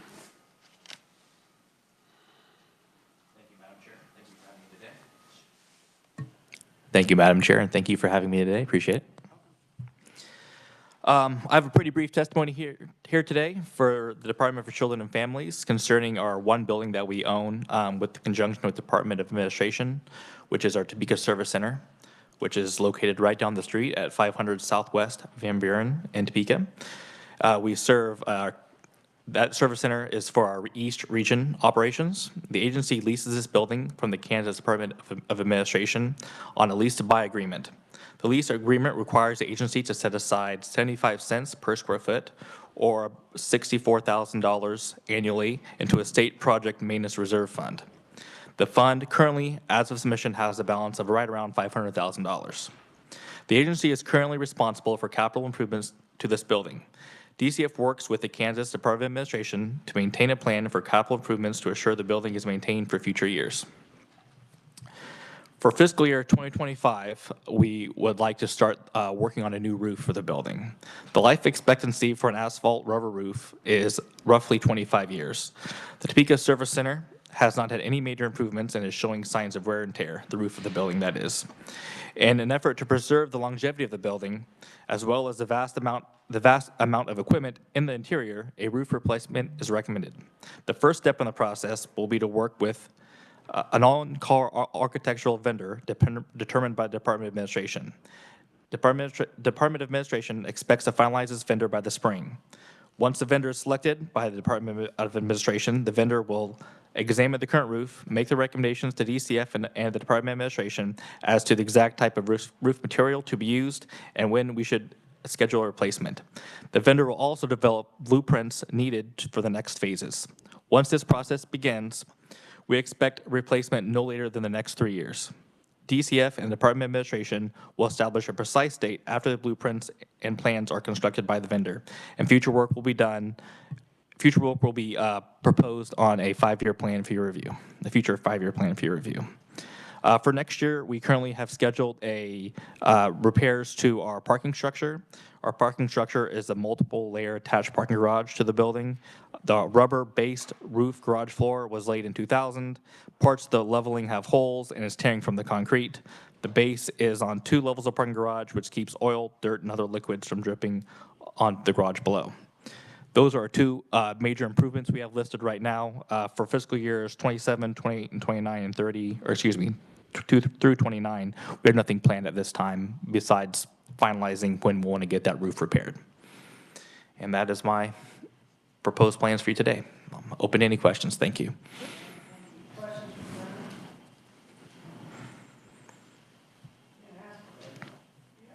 We try to keep things simple. We have one building, so it's a little bit easier. Yeah. I can tell a couple jokes. I don't know. Thank you so much for your time. Appreciate it.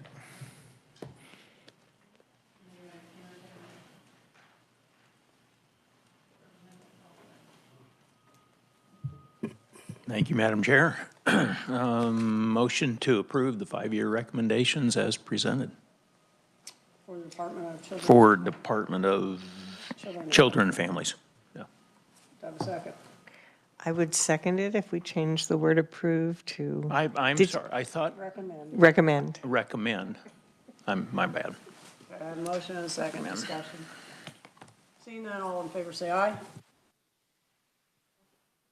Motion carries. All right, at this time, we will move to the Department of Transportation. The what? Handouts, okay, I changed my notes to recommend. okay. All right. Well, we will just sit at ease for a little bit.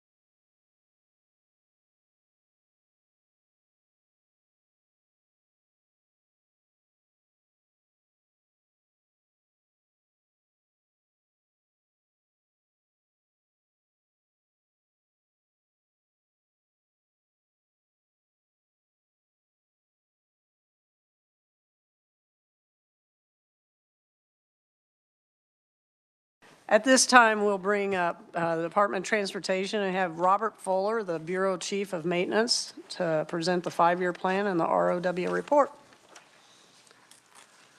Welcome to the committee. Thank you.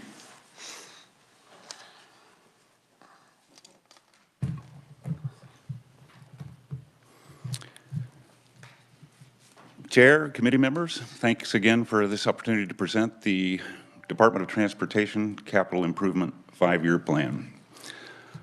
It doesn't look like y'all had much time to study it as it just came in, but I'm going to walk through the priorities in order. Yeah, tell us what we need to know.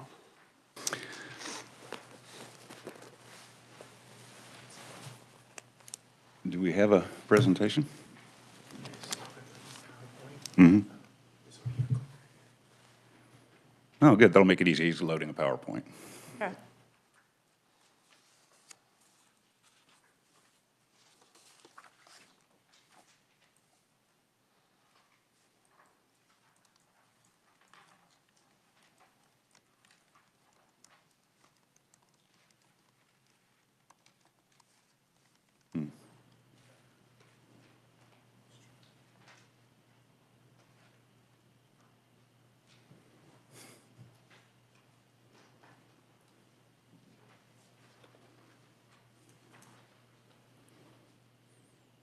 I could just cue you, I guess.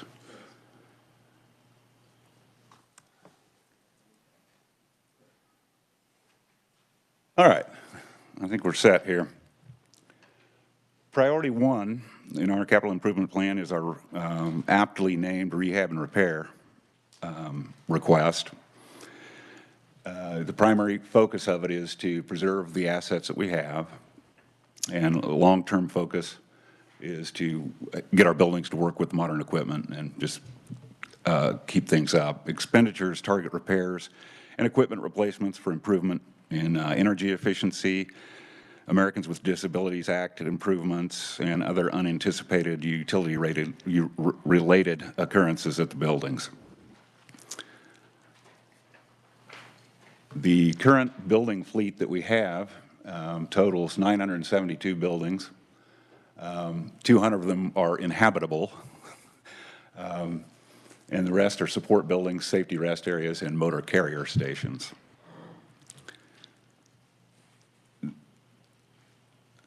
The types of buildings we have, these are buildings by type, by use type, and you'll see that there's several different uses for them. But the main thing on this slide is that of the inhabited buildings that we have, they average about 50 years old, whereas the support buildings average about 29 years old. So a lot of this rehab and repair funds go to the older buildings that we're also replacing, and we'll get to that further along. These are some typical stuff we do: door and window repairs, heating, lighting, electrical, just the day-to-day upkeep of buildings. This year we did a little bit different type at the Ruralton Welcome Center on the Colorado border. There's a large sunflower, and it says "Welcome to Kansas," and there's some benches and lightings and so forth, and that was not in the greatest shape, and with the World Cup soccer thing coming up, we felt like that might not be the best welcome to the state of Kansas, so we've spent some money and improved that. It was needed, and I think it came out pretty nice. It's just now finishing up. But that falls within rehab and repair as well. And there are some other pictures of some typical stuff we do with it, rehab and repair, that is. Priority 2 is re-roofs, and these are where we need to completely re-roof a building, not just repairs. Repairing it would come out of rehab and repair money. But if it needs a complete new roof, then we program them out.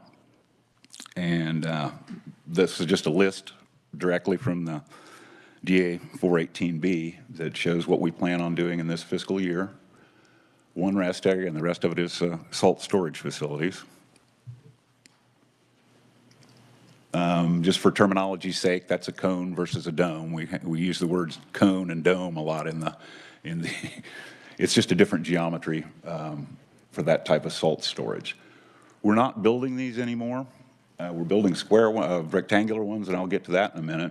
But these have proven to be kind of expensive to take care of, and there's better buildings. They went up really fast, and they're prefabricated. So back in the 90s when we built most of these, it looked like a good decision because there wasn't a lot of upfront costs. But we found that just a rectangular building is a better I actually deal. watched on I think it's the Cone, I think it was over by Cassidy, being re-roofed, and watched people up there, and it just wondered how many people slide all the way down. But Yeah, and there's also a lot of waste because of the angles Yeah. of it. And if track. you've ever seen them clean up, well, probably not, but if you did see them clean up afterwards, it's an enormous amount of waste, I think. Yeah. Anyway, that's our plan there. Sub-area modernization is the priority 3. This program's been going on for a number of years, and I think it's been pretty successful. We have 111 sub-area buildings, and when we started this program, almost 20 years ago, I think, we decided that anything built after 1980 would not be involved in the program, so that was 17 of them at the time, leaving 94. Excuse me. We have completed or in progress, we have 56, and that leaves 38 to go. We have been doing 4 a year since the program started, or we attempt to do 4 a year. Because of the rather large District 1 relocation project that is now underway, we're only requesting 2 sub-areas per year through FY '28. It's partly workload and partly just funding. The slide I have up there now, many of you on this committee have seen before, but it's just such a great representation of why we need to do this. Most of these buildings were built in the 50s, some of them in the early 60s, and you had an 8-foot wide plow, a 2 cubic yard spreader on the back of a 26-foot long truck. Now we have 12-foot plows that carry 12 cubic yard spreaders, and they're about 40 feet long when they're fully outfitted. They outgrew the buildings, and that's been the main reason we're replacing these. They simply don't fit in the buildings anymore. And we're not in this alone. I've had calls from Evergy and cities and counties and other people that have big equipment, and they're going through the same thing. Their equipment outgrew the buildings. And You still have one of those 1950 plows? I wish we did.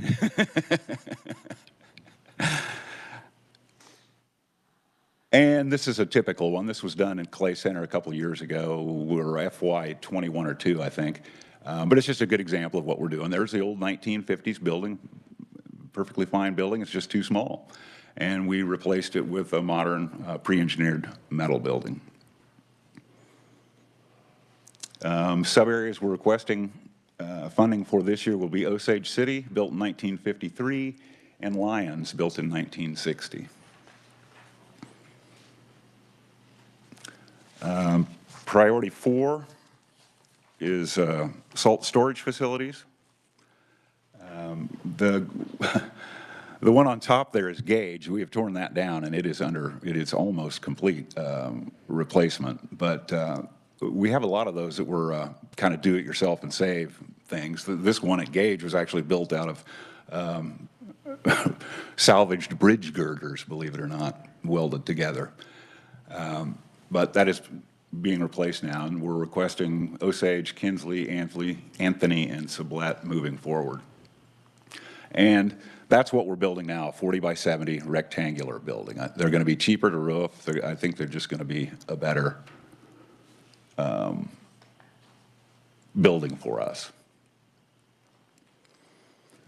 Priority 5 is shop improvements. We have 25 area mechanic shops. And pardon me for repeating myself, but they were built in the 1950s. And you can see all that conduit on the wall there. What's happened with these shops a lot is we use way more electricity than we did in 1950, and we've got a lot more stuff going on. And we've just added over the years. You can see 4 sub-panels that were added to that one. And at some point, it you just can't do that anymore. So what we're doing is we're looking at the various shops and how they're used, and rewiring is the main part of the main focus of the updating. But if it's a busy enough shop and they've outgrown the existing shop that they're in, we've added on to. An example would be Wichita West, Wichita Hillside. That was a very busy area shop, and we ended up adding on a little bit to that when we rewired it too. Priority 6 is a surplus warehouse that we propose to build at our new District 1 complex. Right now, they're using a lot of leased space, and then what we hope to do with this is consolidate the operations. I don't really have a, excuse me, I got ahead of myself. There's the proposed shop improvements. And I don't really have a picture for you, but what we do is the heavy equipment that we surplus is surplused from the district. And then the other stuff that we surplus, computers or whatever, is collected at their warehouse. And what we want to do is put the warehouse at the district shop where all of the equipment would be in one place. And then that is auctioned. And finally, Priority 7 is Great Bend Construction Office. They're currently working out of that little repurposed building that you see there at the bottom. And it's simply become inadequate for the staff that's housed there. And we would like to build a new construction office for those people. And finally, not in the CIP book is just District 1 relocation. I wanted to give you an update on this. It is currently underway. They're moving soil right now, and it's at 21st and Rice Road here in Topeka. The estimated completion date is going to be November 25th of, November of 25. So by this time next year, I hope that we're moving into a modern building. And this is composed of a shop, the district mechanic shop, also all of the district offices, and we have a stock room that's managed by IBS and where we keep stock for the district. And I guess with that, I'd be happy to answer any questions.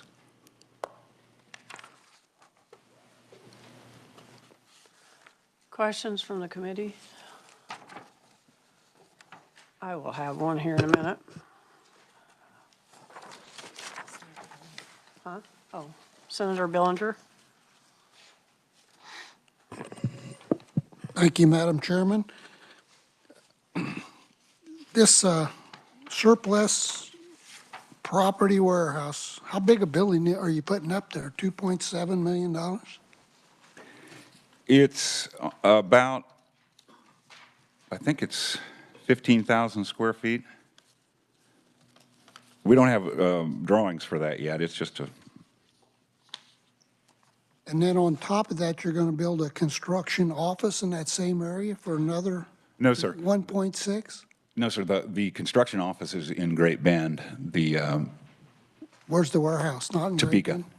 Oh, you're building a new warehouse in Topeka for that. Mm-hmm.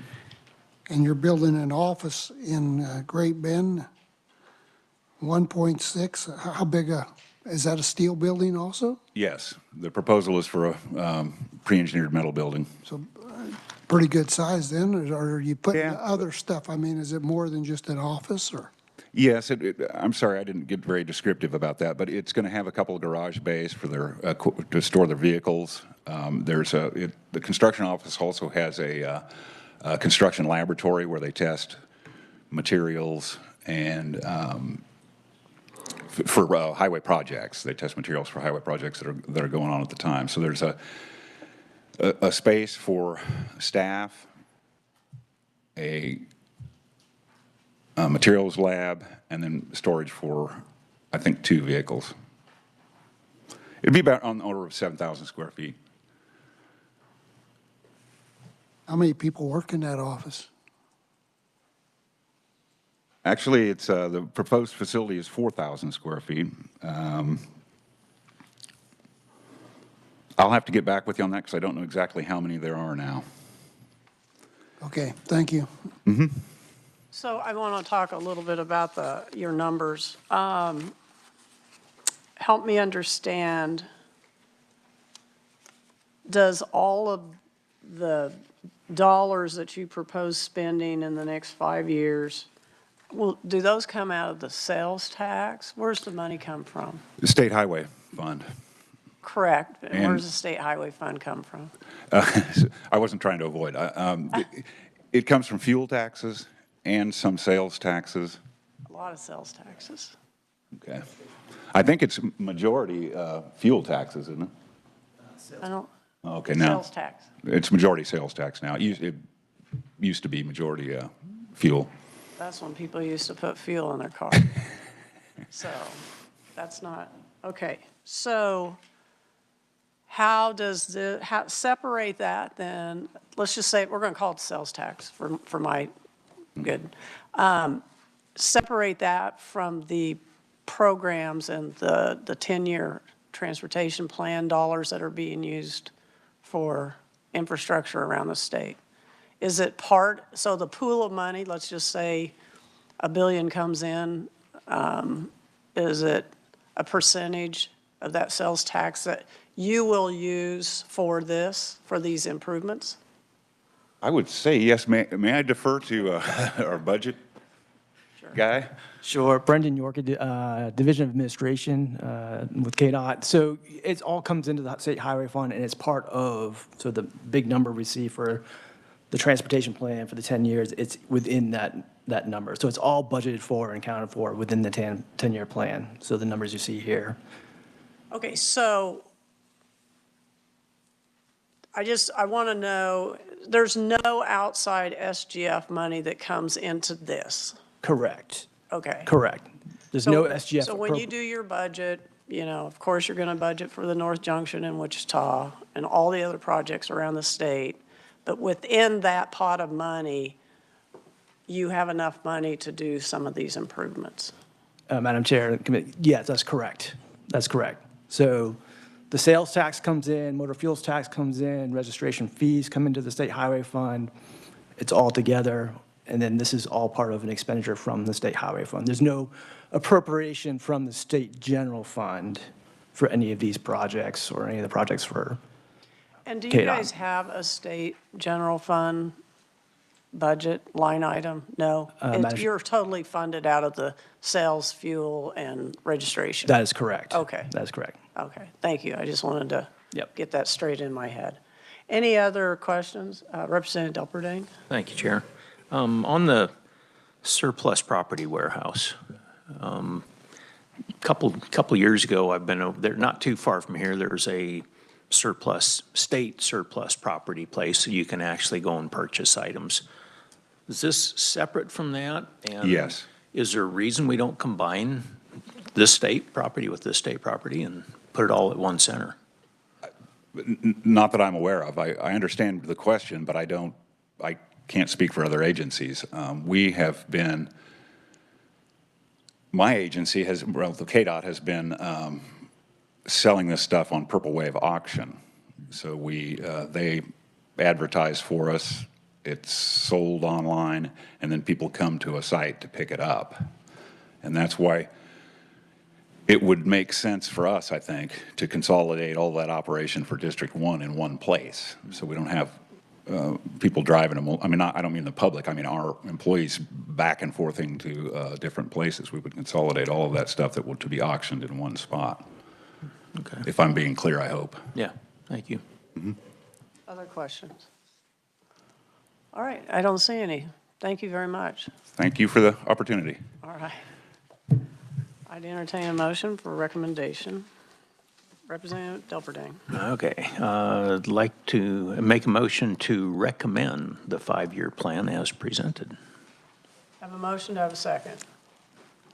Second? Second by Senator Francisco. Discussion? Seeing none, all in favor say aye. Aye. Okay, we have 2. Can I have 3 or 4? Aye. Okay, there, I got the 4. Okay, all right. All right, motion carries.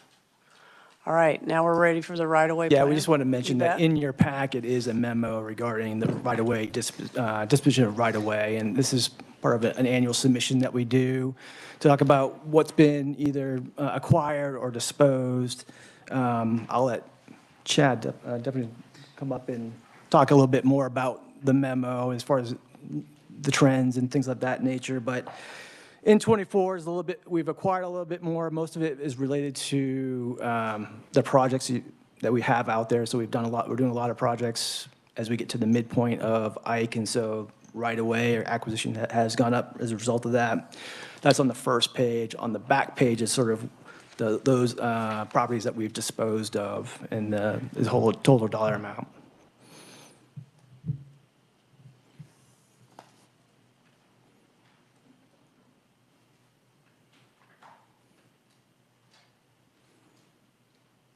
I'm trying to understand paragraph 4, just because I'm not able to speed read it that fast. So if you could help me understand where it says, they cannot be sold to the public at large, standalone due to the adequate size.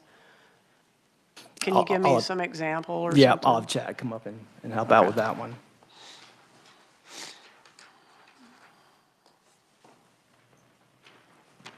Thank you, Madam Chair. I had to read what I wrote down here, so. Chad, would you please say your name? Yep, I'm Chad Depperson. I'm Bureau Chief of Right Away at KDOT. And then if you can repeat your question. Well, on paragraph 4, I'm just trying to understand, and again, I had time to study this a little bit, but right-of-way parcels are not sites that can be sold to the public at large as a standalone property due to the size, may lack access. Why do you tell us that? Why, it was just kind of, so you kind of understand, because when we purchase the property, if we buy a full property, if we buy a portion of it, it's going to be cut where our construction limits are going to go. So that's kind of why we end up buying these full parcels, because they're cut off from access to it, or they're not able to be actually used for a specific purpose. So we buy those properties from these folks because they can't use them anymore. If they don't have anything around them that they own or any other way to get into it. So basically, it's kind of cut off and landlocked once we purchase it and put the highway in. So are you trying to tell me that when you have a triangle because you're putting in a off-ramp, are you telling me that you can't sell it to anybody and you're just letting us know that that's why you have a triangle? Yep. Okay. Because I did have a constituent probably 15-plus years ago that kept wanting to buy something that made sense to me because his yard was right there. But I couldn't get the secretary at the time to look at that. So how do you handle other land acquisitions after a construction site if there is access and other things like that? How do you advertise it to sell? How do you do that? Yeah, it's advertised in local papers, the Kansas Register, and then it's put up for auction. Okay. Is it also advertised on your website? I believe so, I just want to go look yeah. around for land? Yep, I believe so. Okay, so I'm planting some more soybeans. I don't know. Okay, any other questions?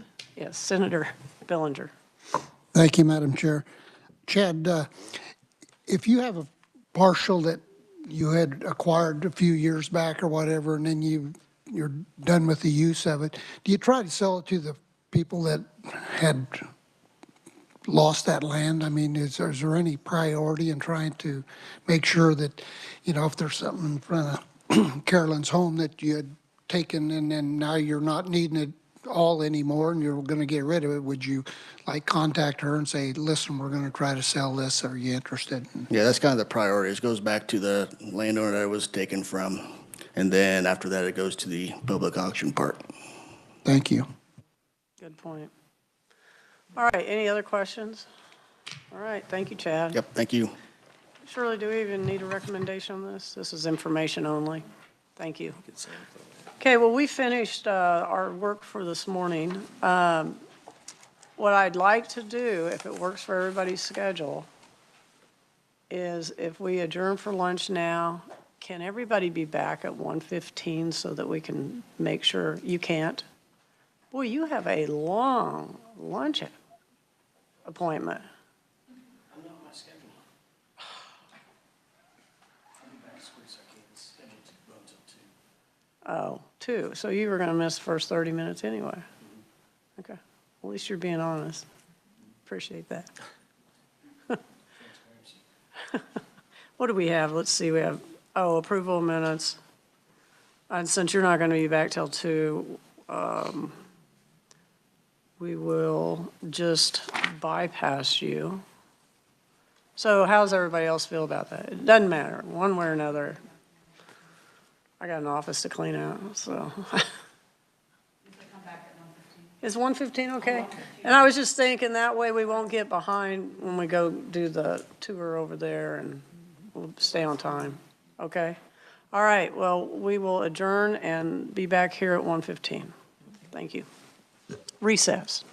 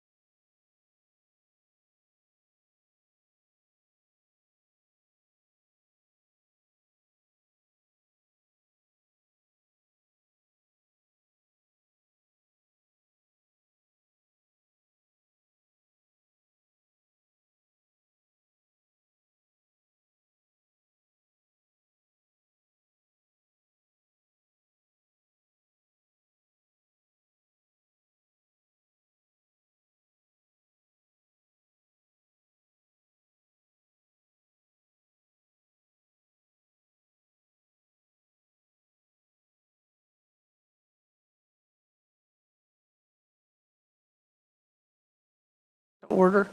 And at this time, we will bring up the Kansas Commission on Veterans Affairs, Brigadier General William Turner, Director. Welcome to the committee.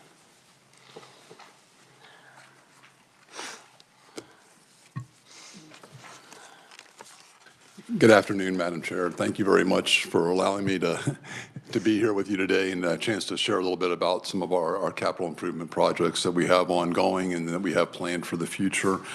As you well know, the Kansas Office of Veteran Services has the 2 veterans homes and 4 state veteran cemeteries where a large majority of our projects are focused and centered. And then in addition to that, we have what I kind of refer to as a special project, is our project related to the new Northeast Kansas Veterans Home that's been ongoing right now. And we are doing planning with the A&E team and a construction manager at risk to help to continue to develop those plans, the design development, the construction documents in order to be prepared to execute that project when the federal funding becomes available. And I'll touch on that a little bit at the end. So I just wanted to offer just a review, kind of an overview of the projects that we have at each of the homes and the cemeteries. Right now, starting with the Kansas Veterans Home, the projects that we have on schedule there right now are the ones that are still kind of a carryover largely from the 2024 state fiscal year, if you will. Those that are not mentioned here, that are on they're not seen here, I think, on the as part of the capital improvements plan that was published this year, but they are related to a chiller project that is ongoing. And then also, and just to kind of give everybody an update, the project has been awarded and it's expected to be completed. They're starting the initial planning for that to be done by June of 25. Next are a burner control project that will help to communicate the various burner systems within the HVAC system at the Kansas Veterans Home. Again, we expect that to be complete by the end of this month, by December of 24. And then there's an outside lighting project to help provide for the safety for the residents and the families that come to visit there. It's on the external portion of the home down in Winfield, and we expect that to be done by mid to late January. There has been some delays in getting some of the parts needed there for the lighting systems. And then finally, there's a dementia wing project. All the final, the bids, it's all been worked through. They did their first construction meeting actually a few weeks ago, and they are starting work today. And the expected date there is to be done by March of 25. That's the last major project there that's still holding over from 24. And then we'll have the major project for this year is going to be the upgrades of the electrical systems. Again, these are largely 40 to 50-year-old systems that have been in place for a number of years and need to be updated for the life safety of the residents there at the home. So that's a pretty significant project that they're working through. Out in the future, we do have a couple there in FY26. Again, most of these are all focused on the life safety piece for the residents, and a couple of them are updates to existing structures that are remodels of various facilities, various locations. Notably, it's the Donlin Ellers wing remodel there. Again, this has to be done with upgrading the floors, the ceilings, and other various systems, the cabinetry, and just the other systems there within that wing of the facility. If I may, then I was going to go on to the projects and at the Kansas Soldiers Home. So within the Kansas Soldiers Home, we've had a couple. No, yes, ma'am. excuse me. You have a pretty thick book here, and you're kind of flying through them. Yes, ma'am. Could you refer to the page number that you are on when you go to each different? Okay, ma'am, I am largely, I'm working from your cover spreadsheet that has the projects listed on it. Okay. So And you don't want I us to look at anything else? Because I was looking at the background that had some of the other stuff in there. So it's just. This is all background? Yes, behind it? ma'am. It's a little bit more further detail in some of the projects and Okay. then what it's tied to in terms of the Kansas statute and what have you that kind of speaks to the requirement that we have for doing these things. Okay. In regard to the Kansas Soldiers Home, we have had some challenges out there in the past year, really the past probably 12 to 18 months in terms of working through several of the projects, several of the bids that went in for the projects related to the Halsey Hall roof, a generator, a makeup air unit. These are three the major projects all associated with that one structure Again, they're all just updating the various systems there to help with the air filtration systems. The roof that has had a number of problems there with leaks that have damaged the walls, the ceilings within the facility, creating moisture issues and can contribute to other bigger problems within the facility. A couple of the bids that we went out for it going in much higher, so we were going through a process right now to rebid some of these projects. We were consolidating them where possible to couple like the makeup air unit that will go up on the roof with the construction of the new roofing system. And then associated with those are also a bariatric room and a new bathroom, new bathhouse there to be able to provide upgraded shower and bath facilities there for the residents within the facility. So our focus is really going back to those right now and getting those back on board. We have a new facilities manager out at the Kansas Soldiers Home as well as a new superintendent. We're kind of resetting the process right now and working with OFPM. We have project numbers assigned, and we're about going back to OFPM to get the scope and the bidding done for these projects. If you turn to the next page there from that cover letter, you go to the cemeteries program. And within the cemeteries program right now, the two biggest things that are going on there are out at Fort Dodge Veteran Cemetery. There is a new columbarium wall that has been constructed out there with 120 niches to serve the veterans and families that will be interred there. Really, it's designed to facilitate or to accommodate these folks for the next 10 years. That project's been recently completed. It was a federal grant project, so there were no state dollars allocated toward this. It was all done in coordination with the National Cemetery Administration at a cost a little less than $500,000. And the other major project that we have related to the cemeteries is down at Winfield, where we've just been awarded a federal grant for a cemetery expansion program out there that the cost of about $1,043,000 is what they're coming in at now at the estimate to go and provide new grave liners, new grave sites, in-ground cremation sites at that location. We've had our initial meetings there, and we expect to have that bid process complete in the June-July time period and to be complete with the project no later than June of 2026 right now. So all is on track there with those. There are a couple other ancillary projects there that you can see that we're working on to help with storage facilities there to help out at Dodge with the excess equipment that they have with the mowers, the spreaders, and all the other associated equipment that they need to be able to operate the veteran cemeteries there.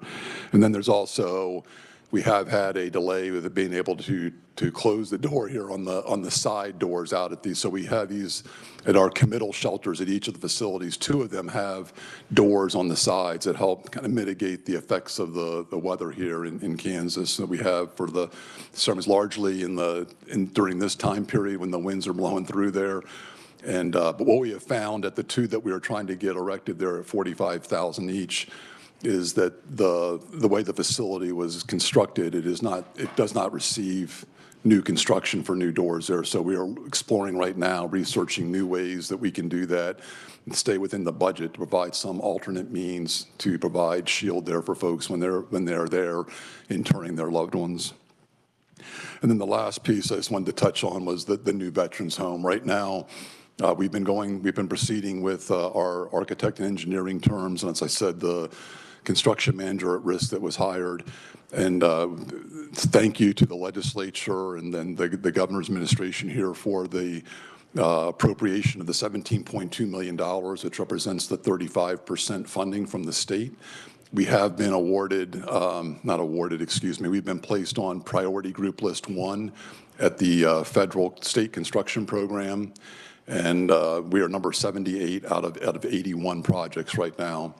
The 81 projects sum up to over $1.5 billion in projects. The last 6 on that list of the 81 are all new builds. The rest of them are largely life safety projects, bed replacements, and things of this nature that tend to have a higher priority than a new build. But right now, with the appropriated funds from the federal government, they're getting about $150 million. They're probably going to be able to fund anywhere from 7 to 9 of the projects. So We are significantly down. I continue to work with our federal delegation and with other folks back in D.C. to look at alternatives or to find ways that we might be able to acquire that money. We have received a commitment on the federal side that said, that this is a reimbursable grant. So at the point where we were choosing to go forward, then we would be able to get the reimbursement from the federal government when those funds are made available. It's just that is not known at this time. And so pending any further questions, man, that kind of completes my discussion of our projects. All right, thank you. Questions for anyone? All right. I guess you're free. Yes, ma'am. Thank you very much. I don't see any. appreciate Thank it. you, and thank you for being here today.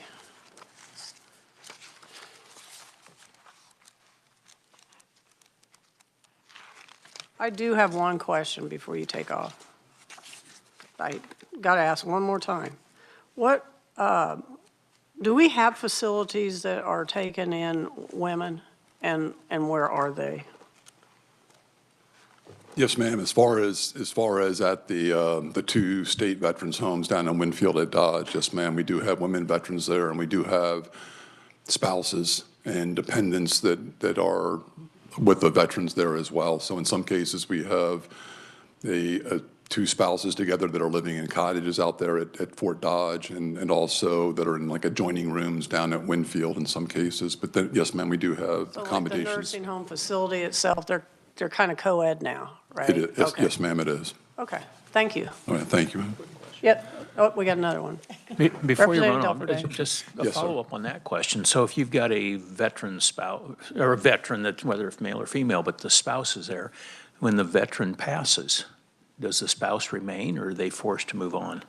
No, sir, the spouse is allowed to stay there with the facility as part of the process, yes, sir. Okay. And then in the new home that we are building, in a couple of the wings, we have built them such that we have a room at the end of the various households where there's like a connecting room as you'd have like in a hotel. So when we bring spouses in together, they would have the ability to have privacy to move back and forth and between their rooms there that they have assigned to them. Glad to hear that, because when I first started in this position, we weren't doing anything for the women, so it's Yes, changed. ma'am. Yes, ma'am. All right, thank you. Okay. Just- Your mother? Oh, nice. Is she in a veteran home? Oh, well, my grandma was, yeah. Okay, let's move on to the judicial branch, and we'll have Marissa Bayless, Special Counsel to the Chief Justice, come up. Welcome.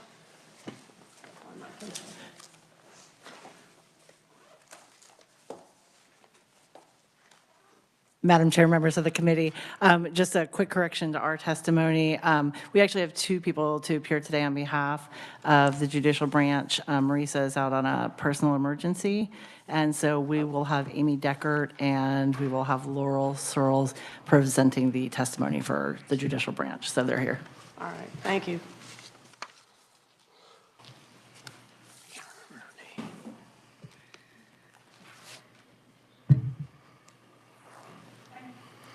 Ready? Good You know morning. the drill. Good morning, Madam Chair. I am Amy Deckard, and I apologize, I have a cold.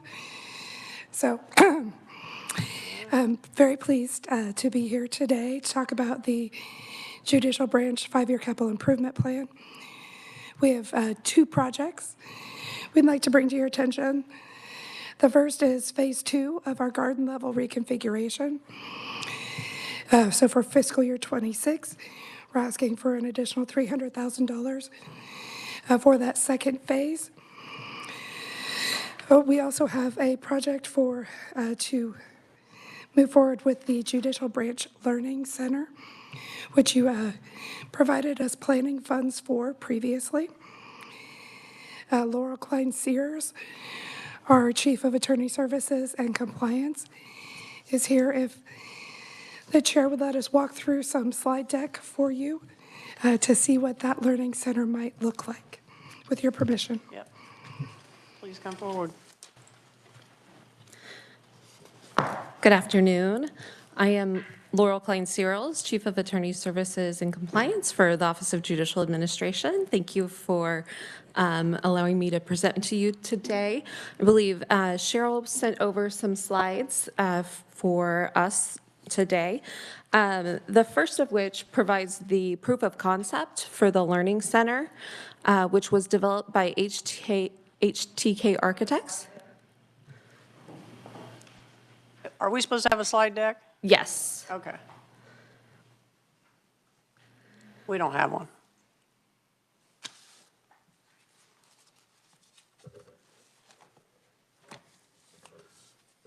Where's the slide deck? Oh, okay, we're not getting a hard copy. That's what I was wondering. No hard copy, okay.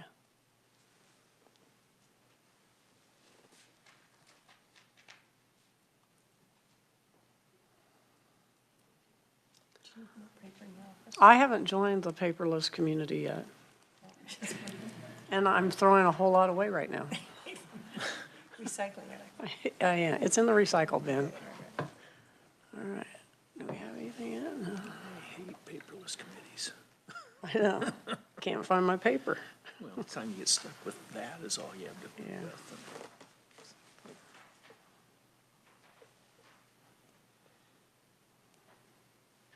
Well, while I get that pulled up, the Learning Center is designed to be or envisioned to be a place where students and the general public can come and visit and engage in interactive exhibits where they can learn more about government with the three branches of the government with a focus on the judicial branch.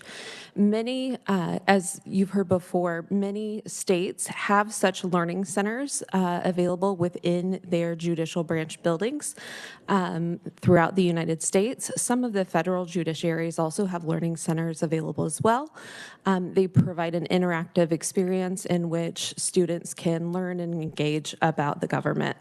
And so we have convened a committee that is composed of representatives from the three branches of government and that have offered feedback and ideas. We've reviewed those learning centers from across the United States to see what ideas and practices that we appreciate from that they've already utilized, and then what we would like to use within the state of Kansas that we think would be beneficial for us as well.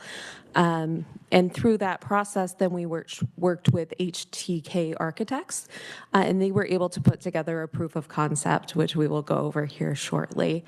The other thing that I'm going to go over with you today is just some ideas on potential exhibits that the committee has put together to give you a preview of what that learning center may look like in the future if this project were to be funded.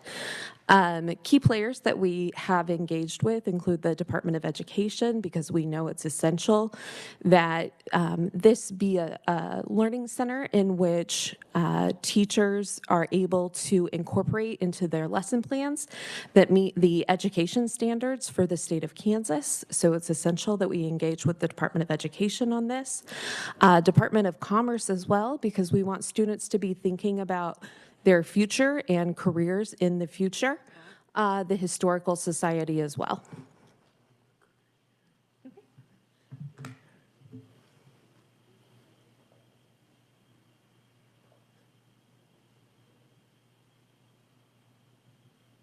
All right.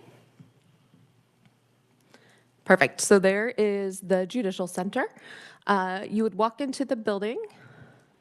Let's see. I don't know if the clicker likes me.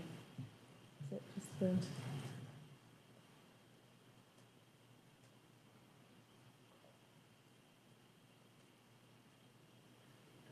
Okay, perfect. This is the proof of concept that I was talking about.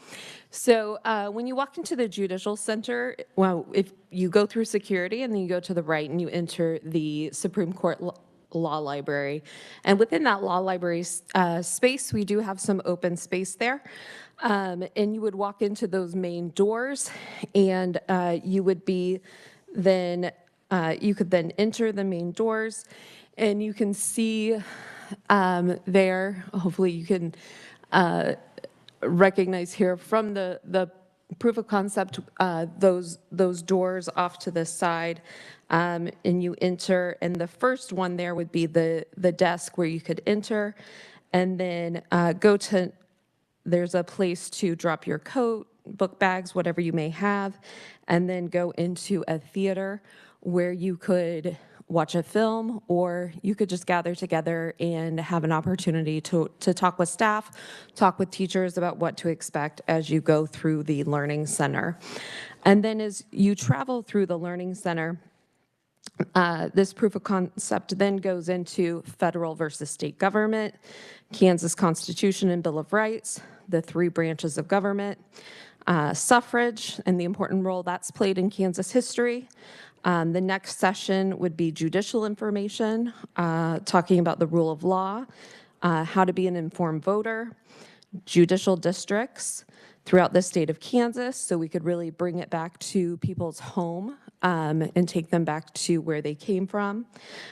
Checks and balances, understanding the court systems, how a case works, again, having some real interaction, talking about courageous attorneys throughout the history in the state of Kansas, opportunity to play some interactive games.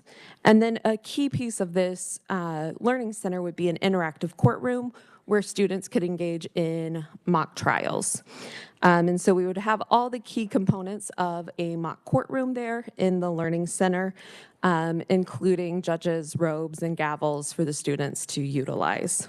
So also, as I mentioned, it's important for us to encourage students to engage in legal careers, not only as attorneys and judges, but thinking about being a police officer, or a CSO, or a clerk, or a court reporter. And so then having a kiosk where they could explore legal careers, thinking about what type of education is required, where at our Kansas schools and universities they could attend to fulfill those education requirements. And so we would like to have an interactive exhibit there.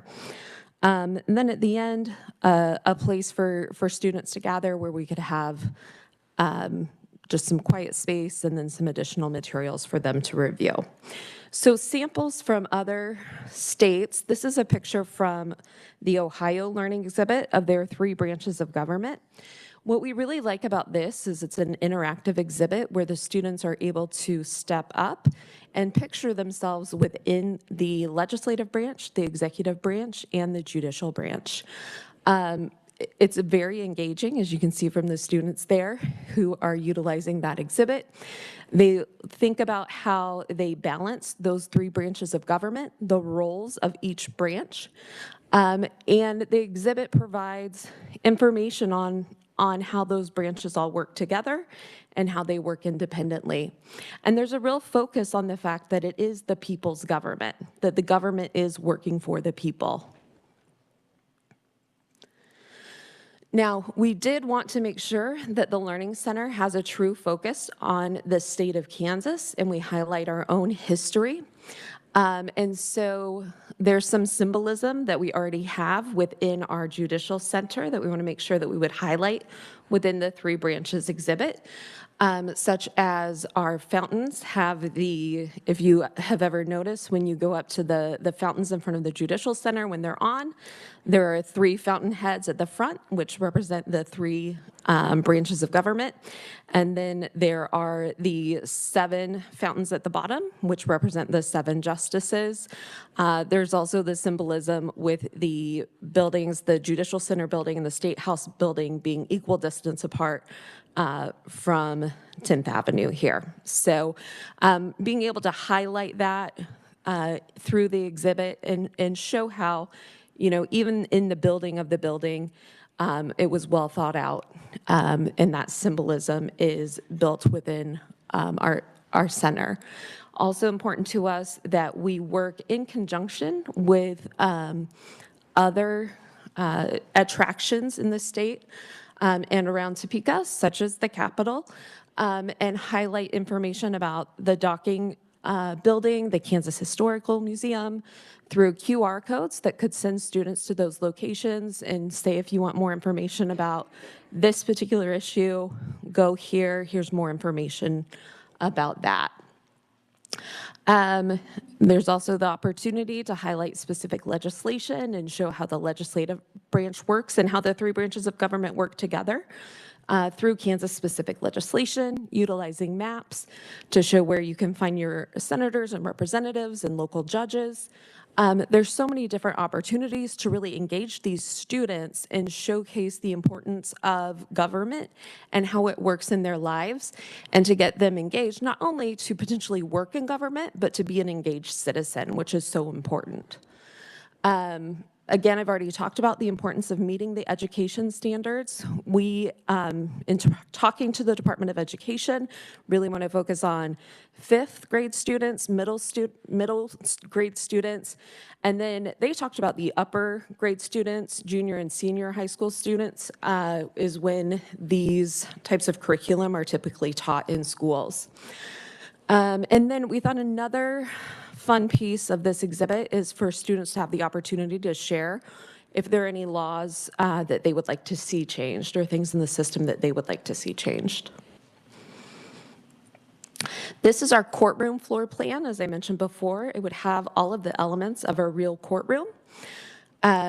From the gallery where you could watch, to the defendant and plaintiff lectern, to the judge's box and the witness stand. And then it's important that there be signage that explain the role of everyone. Now, different learning centers do this in different ways. You could have an interactive like laptop or touch screen up there and utilize technology in that way.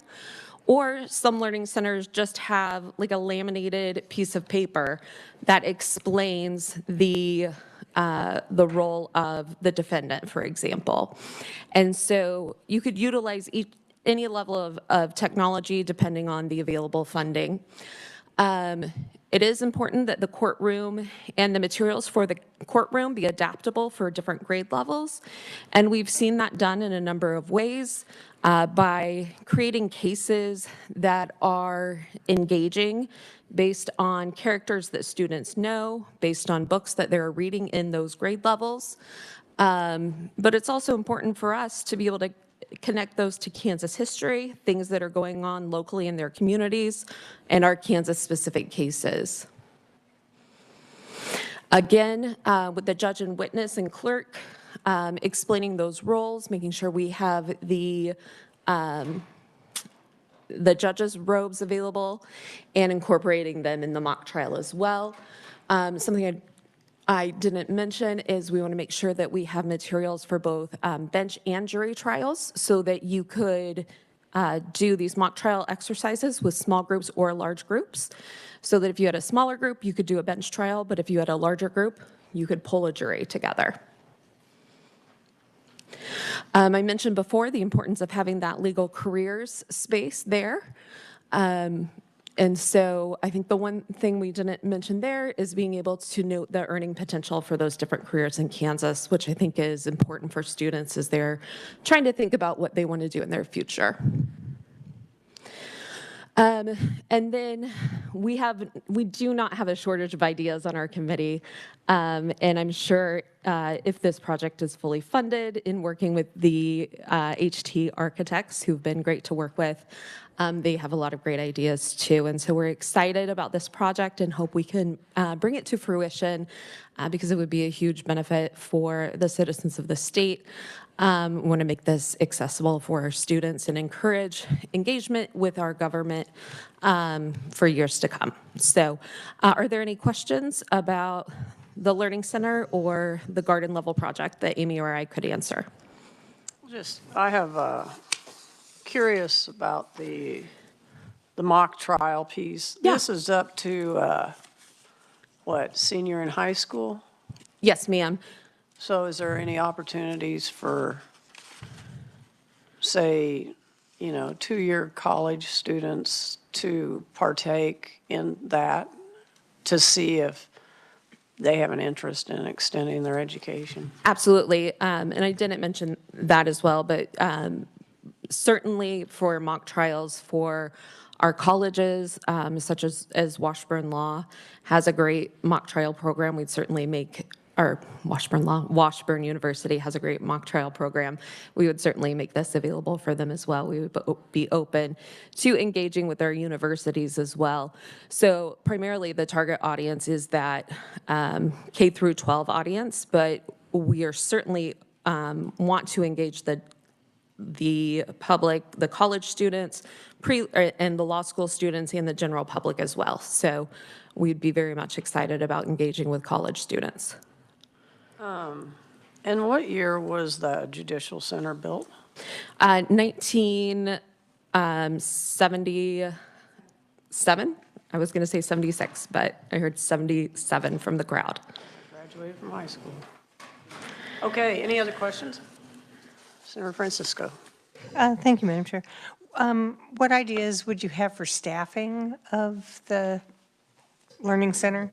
So for staffing, we would have a Learning Center director is certainly one full-time staff, and then we would assess the levels coming in. Currently, the other learning centers are able to operate on one full-time person, and then our library staff that we have 2.5 library staff to be able to cover when that full-time person is not available. Certainly, if visitor levels increase beyond that, then we would request additional positions beyond that. And the hope would be that, yes, we would need additional positions beyond that, but starting out with that one full-time person. Representative Delperdane, sorry. Yeah, thank you, Chair. I'm just going to start calling you Senator. It's That'll easier. work too. There you go. Concerning the Learning Center, does any of this exist today, or is it all brand new? The Learning this Learning Center itself does not currently exist. We do give tours of our building, but the Learning Center itself does not exist.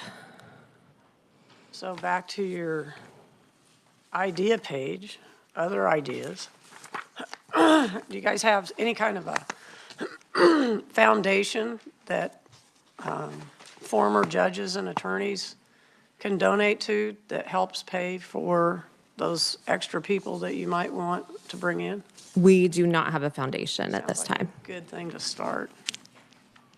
Because people, when you go apply for future money, people will ask that question. So Yes, thank you. you can just put that on the end of the PowerPoint. Okay. Anything, yes, Senator Reddy. Thank you, Madam Chair. Yes, I was wondering, you have in a footnote that 2025 anticipated use of 50,000 is reappropriated funds for planning work started in 2024. So the 100,000 that was for 2025, is that a combination of 2024 and 2025? Yes. Okay. And so the rest of it is still, the 5-year plan is anticipated costs for the construction Yes. and all of that? Okay. And the 50,000, was that just for, when you say for planning work, is that for the design you just showed us? Yes, it was to work with HTK Architects Okay. for the planning and design. Okay, so the full construction of it is anticipated at 7.8 million? Yes. Okay, as of today, I guess. Correct. Okay. As of today, as we all know, construction costs are always increasing. Okay, thank you.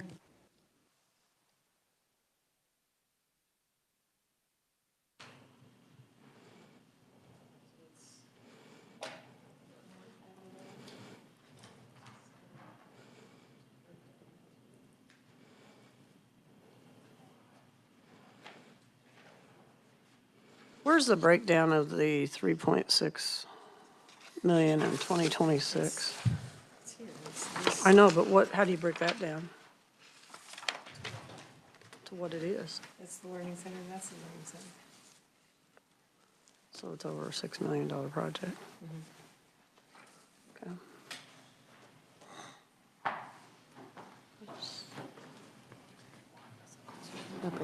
Shit, it's within a shelter that's already there.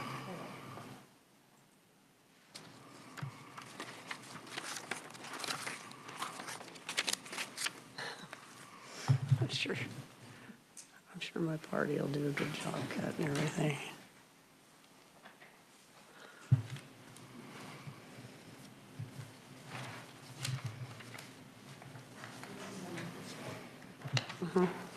That picture.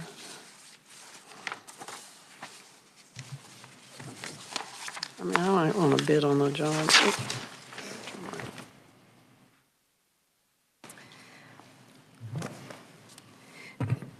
Madam Chair, so the majority of the 3.6 million for fiscal year '26 is actual renovation cost. So we can get you some additional detail on that if you would like. The majority of the cost for the out year is for the exhibits. So the two phases essentially are construction in '26, and then '27 would be exhibit cost. Yeah, I'd take a little breakdown. You don't need to Certainly. send a lot. One page is good. Okay. All right, thank you. Any other questions? All right. Seeing none, I entertain a motion. I'm going to give this one to Senator Francisco. You going to make a motion? I move we, You don't have, oh, I don't have a quorum. Forgot. Never mind. We'll have to wait. Yeah. Thank you. All right. Next, we have the State Historical Society, Patrick Zollner, Executive Director. Welcome to the committee. Thank you, Madam Chair and committee. Not sure, we do have some slides. I was going to show them at the end if you want to see some photos of our progress, but we may have had them, Jennifer had a misconception, went to load them. So at any rate, we're here today. The Kansas Historical Society will be 150 years old next month in January. We were created in 1875. We own 56 buildings, 5 monuments, 6 structures, and responsible for about 600 acres of land.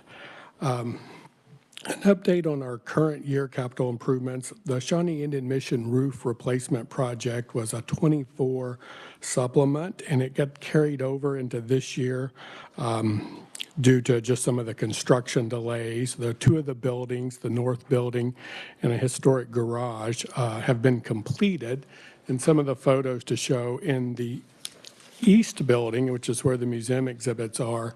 The attic there is where the Native American boys were housed, and we have historic graffiti on the historic plaster walls. So we did a documentation project to photo document everything and then support the historic plaster. So the pounding and the re-roofing, we won't lose any more of it.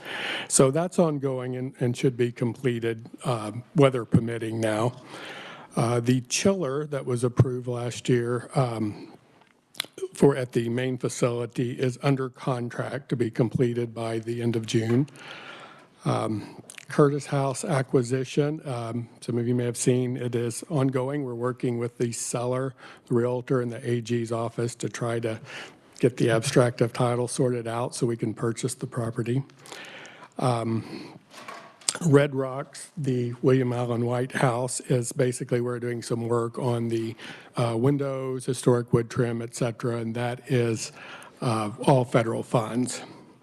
The one new supplement for this year is at the Kansas Museum of History and the gallery renovation. That's what we've been working on for 10 years now, seemingly, or at least when the fundraising started. $6.45 million in private dollars was raised for the new exhibits and interpretation. But last May, we kind of discovered something that had fallen through the cracks, is that the inter-gallery wall system was not covered under the contract with the vendor nor in our capital improvement plans. And so we were requesting $905,000 this year for that, and includes a ramp. I do have images if we get it pulled up here in a minute. So, so that's the current year. For '26, We are requesting an increase in our annual emergency repair request, mainly from what we've heard earlier, just the really drastic increase in cost, both in materials, labor, just having work done. The roofs, for example, cost more than twice as much as what they were bid at in 2019. Proportionally across the board, we've seen increases. So we're requesting $625,026 for the emergency repair fund. Also in 26, our mobile shelving out at the state archives. It was from 1995 when that opened. It's 4,500 plus square foot. It's proprietary. It was state-of-the-art in 95. The entire controls and motors have to be gutted and retrofitted. Now, last year, maybe the year before, we had the same issue in archaeology. Those, because they were smaller, we were able to retrofit to manual controls. So I'm pretty analog person at this point. Go back to the old-fashioned way. Because of the width, the length of these units, they cannot be. And so that's let's see, how much is that? That's quite a bit. It's, next page, yeah, $302,000 to do that. The other is Grinter Place. Our parking lot is basically crumbling. We did check when KDOT was working there, and it was too far gone to just simply resurface, so we need a new parking lot there. So, which button do I push? Okay. Some water.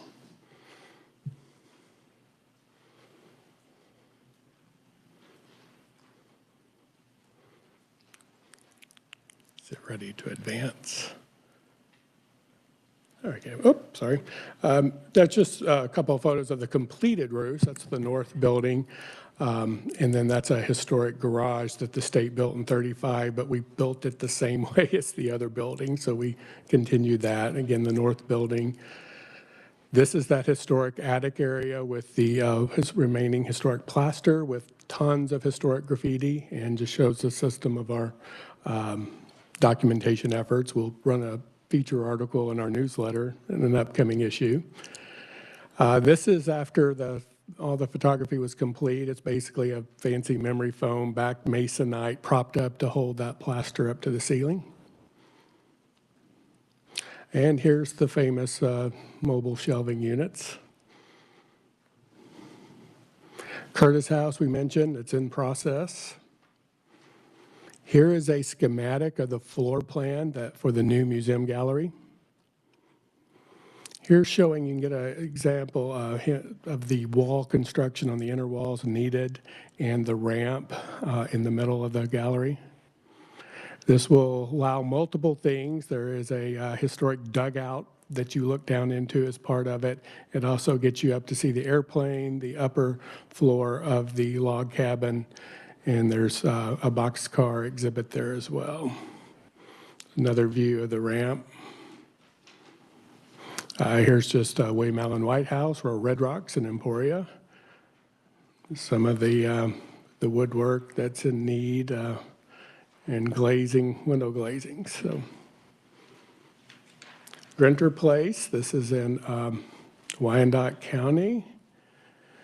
And that's what our parking lot looks like. We're actually reducing the footprint, I'm told. This is where there are ADA access to the rear of the house.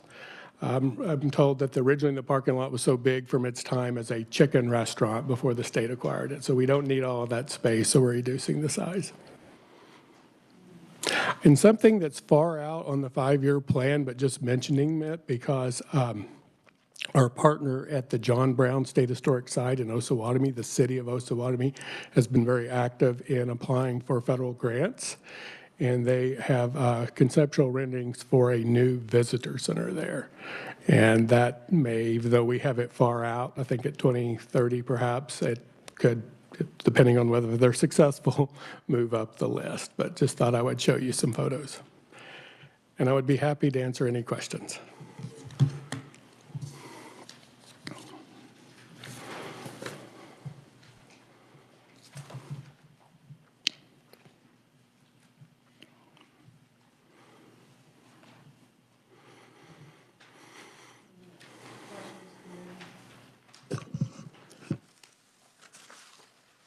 What, you didn't say much about the Curtis house, I believe. Yes, I did, had a update to the LBC last week. Basically what it is, we received our, per the conditions of the statute, the appraisals. They came in at $300,000. We also had the personal property appraised, which was part of the original selling effort. Through discussions with the seller, we got a verbal agreement that they would sell the house for $300,000, which is what the state appropriated, and donate the furnishings, which were valued at $46,000. So that was in September, and since then, the statute states that the Attorney General will review the abstract of title, and there's not one for that property, and it's really not a common, when you buy or sell property, you just basically apparently get title insurance. So we're going a little bit of running around trying to get that sorted, but it's in process. Is there an abstract out there? Not that we're aware of. Yeah. We could research one, but we have difficulty finding people to do that even, so. Right. Yeah, no, once they went to title insurance, started throwing everything else away, so. Right. Representative Delperding. Thank you, Chair. Looking at the slide with the William Allen White House. Yes. And then it looks like there's some close-ups there with the paint. Is that structure occupied in any fashion?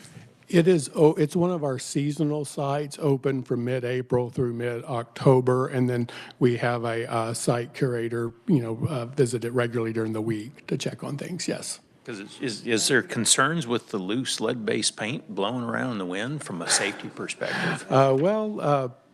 On the exterior, there's probably very little lead left, honestly, but all of our contractors do use lead-safe work practices when they do clean it. So when you say very, very little lead, is it certified lead-free? It is not, but So there I is just lead. know the exterior had been painted a lot and scraped, so it's probably little. To me, it looks like lead-based paints, but I just, It probably is, so. yeah, okay, thank you. Budget for being able to paint, I mean, I don't want to say all of these facilities because you have quite a few. Well, that's part of what it's called the emergency repair fund, but it's used essentially as a maintenance fund, although we have lots of emergencies pop up too. It has been $325,000. That's why we're asking for the increase to $675,000. Thank you. Other questions? Senator Francisco. Thank you, Madam Chair. So the increase up to the $625,000 in 2026, you're then asking to be repeated annually? Yes. Unless things magically get cheaper somehow.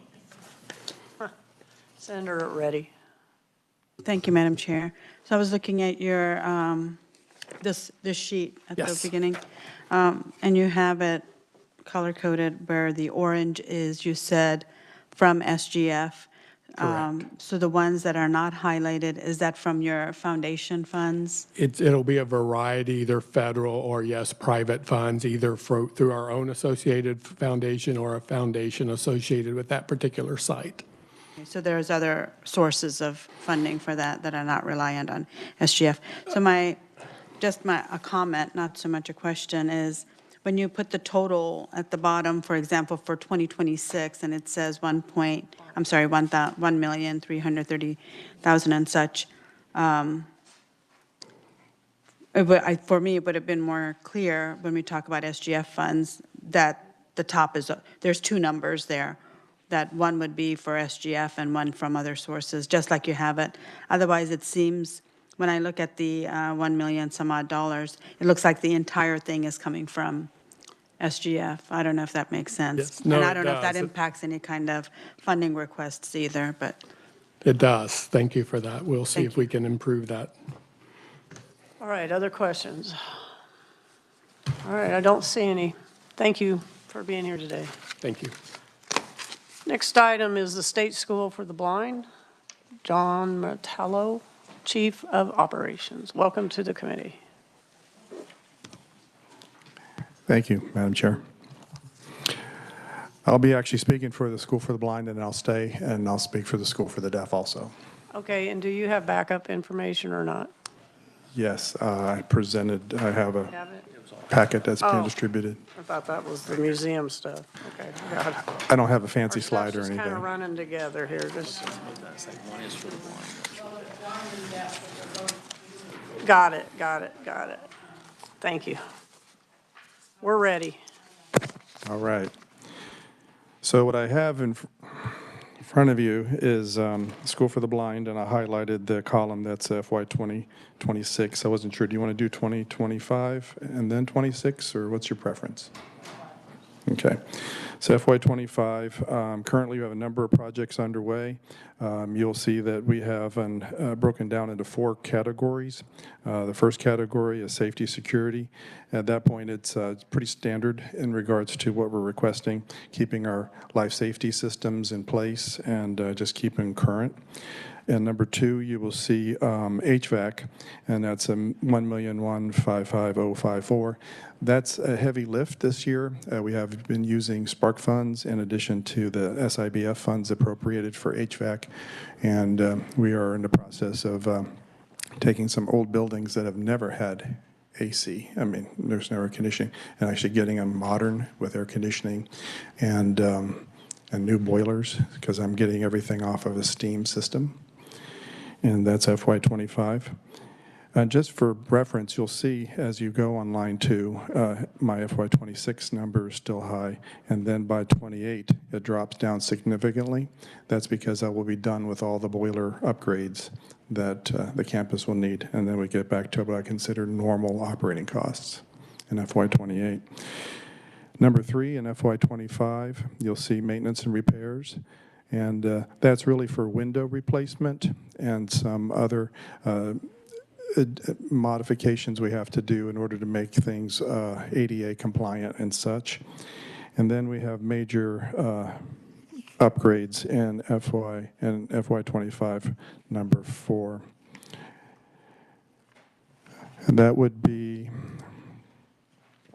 abating the asbestos that is in one of our tunnels, and then also upgrading some of our facilities to be with elevator compliance and such.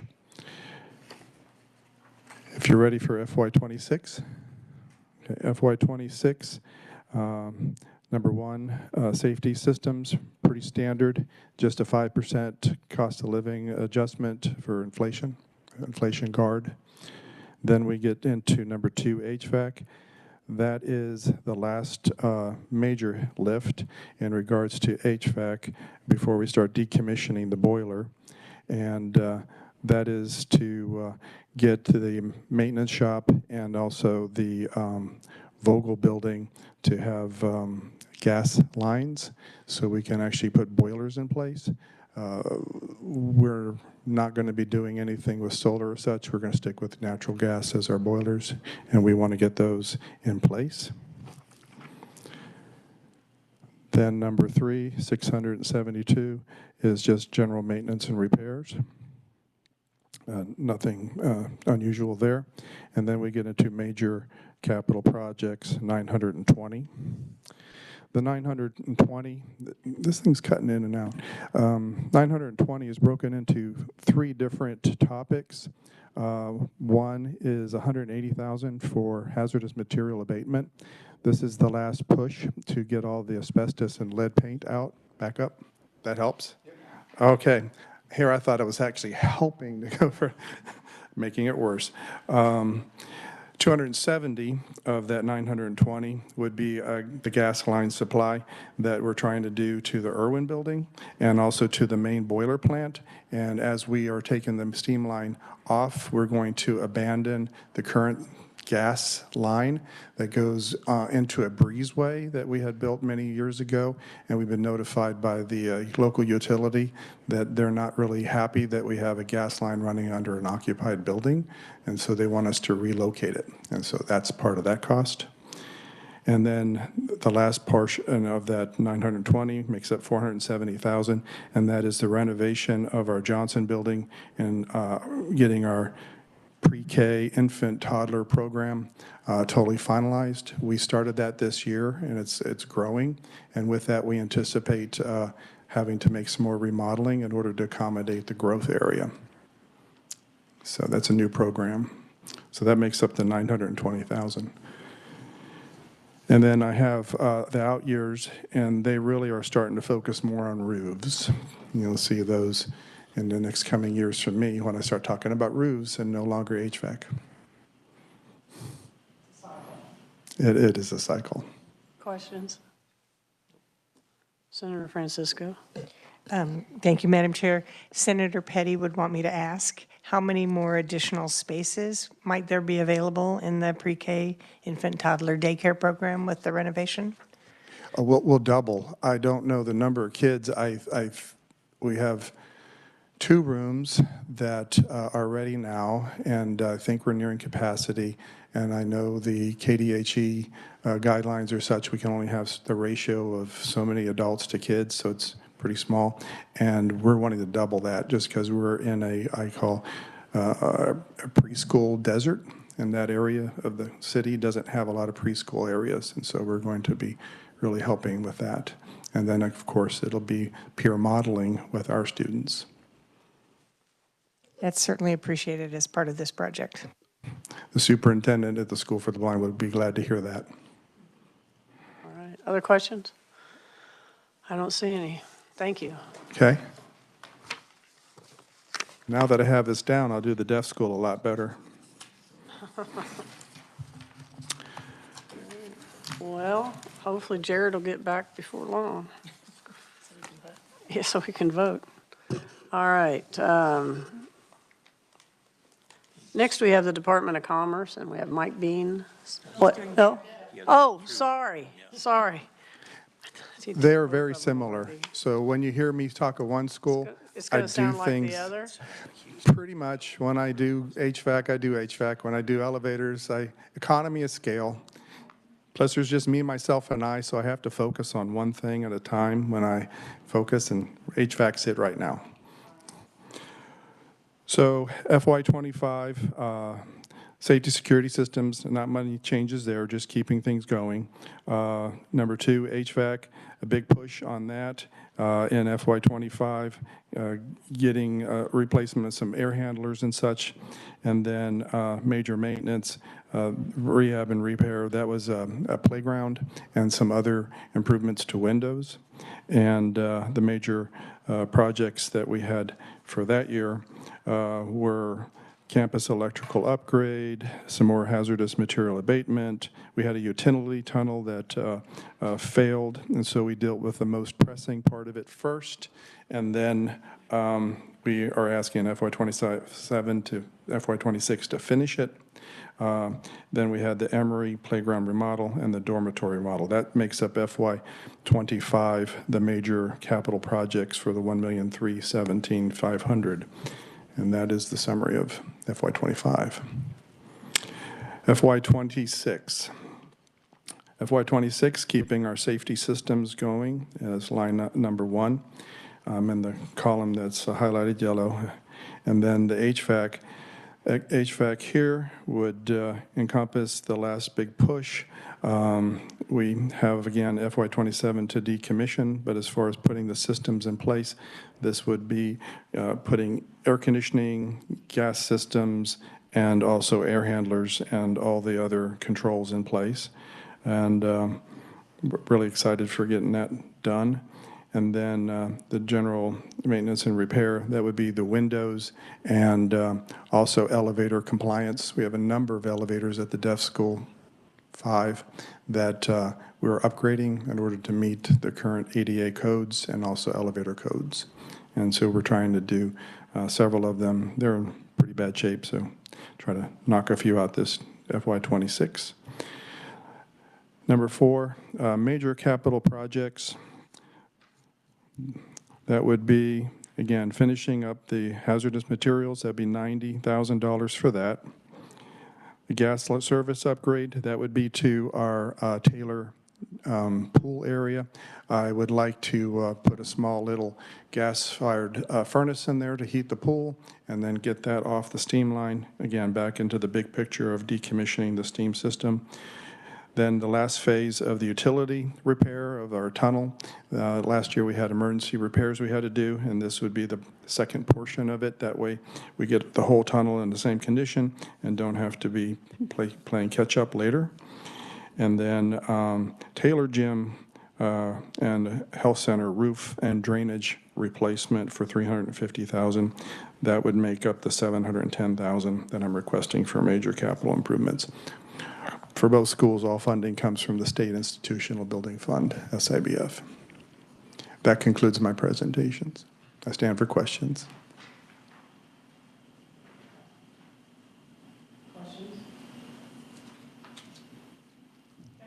You're still going to get off, so Thank you. thank you for being here today. Need to invest in some HVAC and roofing companies. Should have done that before spark money was released. Yeah, exactly. All right, now we are ready for the Department of Commerce. Mike, huh? They're not here? Where's Jared? I think he's probably up.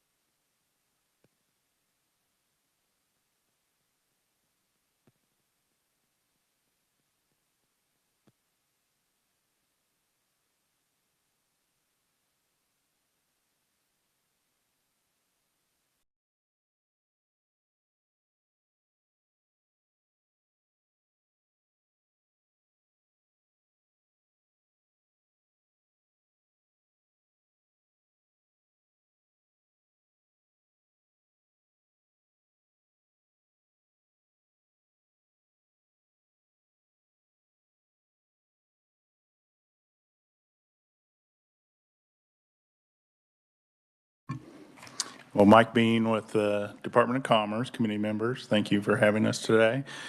I will be brief based on your time and how quick you guys are. We have for our current fiscal year at our workforce center located here in Topeka at 1430, we'll be replacing some windows, or all the windows and all the doors. These are original to the building umpteen years ago.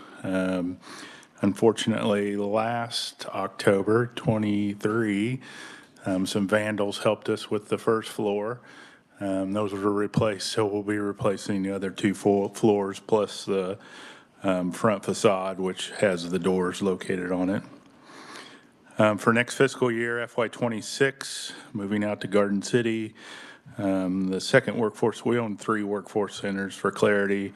The Topeka, Hayes, and Garden City for FY26 will be either replacing or repairing the roof, certainly replacing the facades. And then there's a small amount of asbestos tile in the break room that we'll be tearing up and properly disposing of. FY26, a Hayes is a roof replacement or repair. And then FY29 are HVAC controls for the Topeka Workforce Center at 1430. And then if we really want to get crazy out to FY30, we'll do some carpet and paint, basically beautification of the Hayes Workforce Center.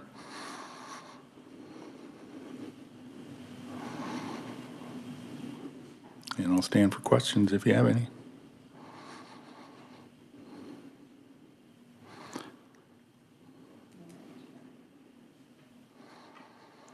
And all of these capital improvements will be done with our rental income, so there'll be there's a cost, obviously, but it won't be coming from general funds. It will be coming from our rental income account, capital improvement account.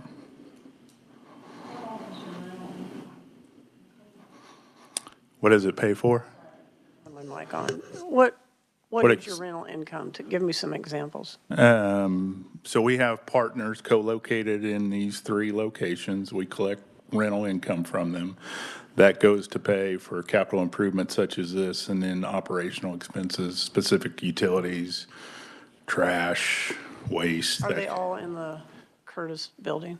No, these are 3 separate facilities, one at 1430 Topeka Boulevard, just down the street here, one located in Garden City, Kansas on the square, and then one in Hayes, Kansas. And who's in them? I mean, why do you own these buildings? Dating back to the 60s with the Federal Workforce Investment Acts, we, the state, operate or built and operated centers, reemployment centers across the state, and through a series of reauthorizations and new workforce laws, we, the state, have retained, I think when I started with the agency 12 plus years ago, we had 18 offices located throughout the state, and over the years we've sold those off because of size, scope, and the amount of repair that we needed to do to them, and now we have 3 remaining. These were paid, I think, under the CETA Act, federal CETA Act, which related to workforce development back in the early 60s. Any other questions? I don't see any. So, All right, thank you. sorry we were late, or It's just all right. on time, one or the other. We now have a quorum. And here we go.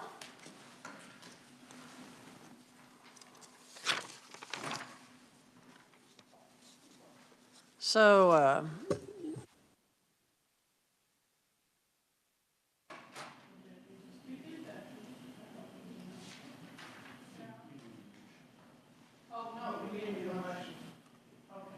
all right, I just want to know where I'm at. Well, I'm in room 112. Okay, got it. All right, so now we are going to make some motions for recommendations, and we'll start with the Kansas Commission on Federal Affairs and Senator Francisco. Thank you, Madam Chair.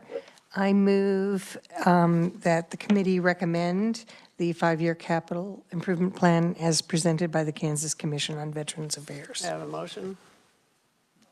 Second, Senator Reddy, discussion. Seeing none, all in favor say aye. Aye. Oppose? Motion carries. Next, we have the judicial branch. Senator Ousley, would you like to make a motion? Okay.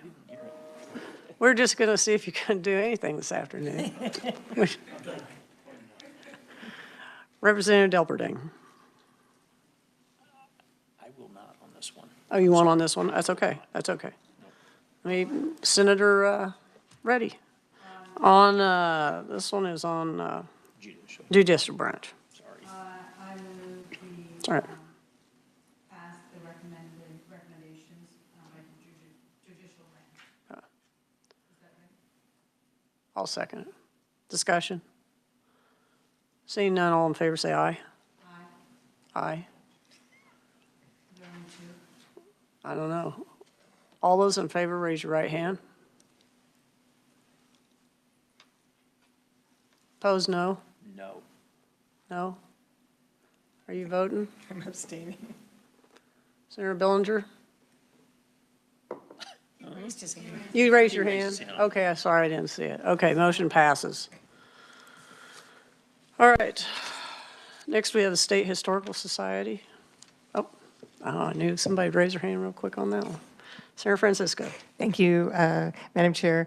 I move the committee recommend the 5-year capital improvement plan for the State Historical Society as presented. I have a motion. Do I have a second?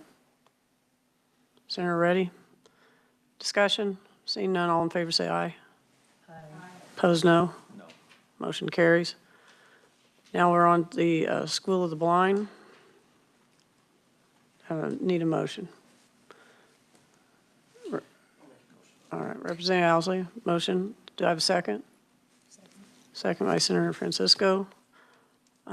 Discussion? Seeing none, all in favor say aye. Aye. No? Motion passes. I'm not a no. I'm just asking about no's. Now we'll go to the School for the Deaf. I have a motion. Representative Owsley makes a motion to recommend. Second by anybody? I'll give that one to Senator Reddy. Discussion? Seeing none, all in favor say aye. Aye. Opposed, no. Motion carries. Next, we're on the Department of Commerce. Senator Francisco. I move the committee recommend the 5-year improvement plan as outlined by the Department of Commerce.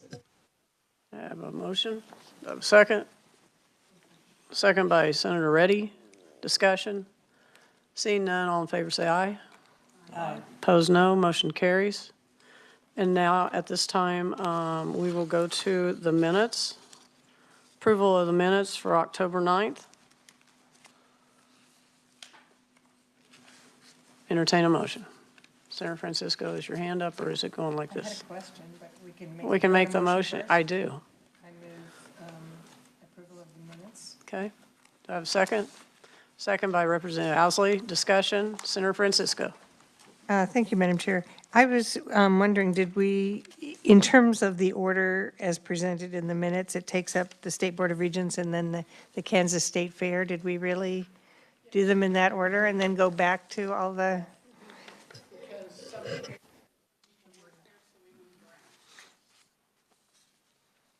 Thanks for jogging my memory. Any other discussion or corrections? Seeing none, all in favor say aye. Aye. Opposed, no. Okay. One abstention. All those voting no, not. Yeah, but you can still vote for a minute. Not if you can't vote on minutes if you haven't been at the meeting. Sure you can. People do it all the time. Let your conscience be your guide. Yeah, you know, I wasn't watching it. Yeah. Did you watch it on? I'll never tell.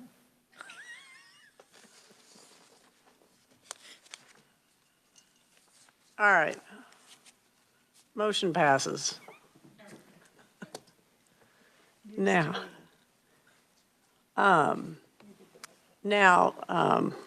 Merle, are you here to be our guide? Can we talk about that just a little bit, just a second? Yes, Shirley? Yeah. Yeah. This is technically our last meeting. Mm-hmm. Is there any additional discussion or recommendations you want in your interim committee report? Before we go on. Thank you, Madam Chair. I think it would be worth it to mention the requirement by KDHE to not allow for using a site more than twice, a building site. And I'm sure it has something to do for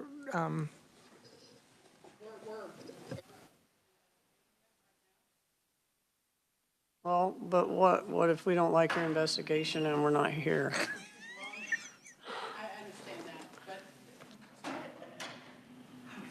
So, I mean, I think what she's trying to say, we don't know what your outcome is, so you can still email us and let us know.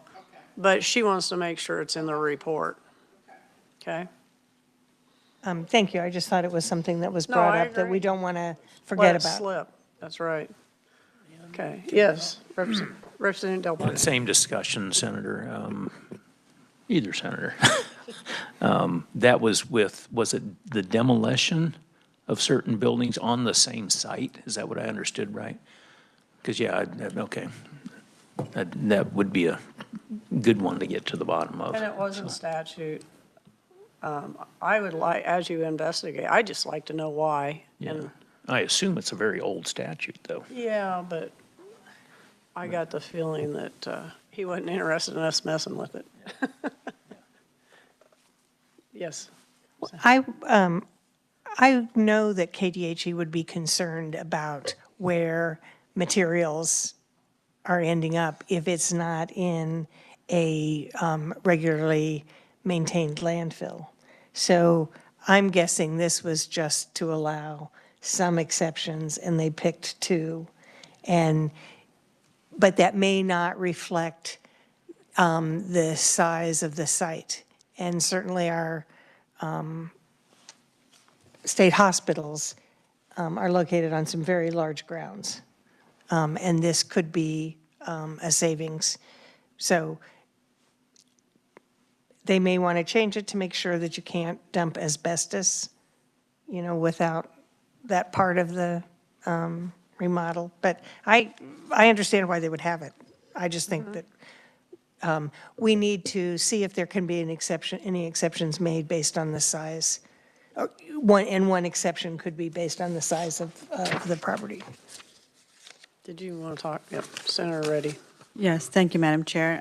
Not to that specific one, but on the judicial one, since we were split and it was close as far as the vote, and it just goes down as past the recommendation, I didn't know if the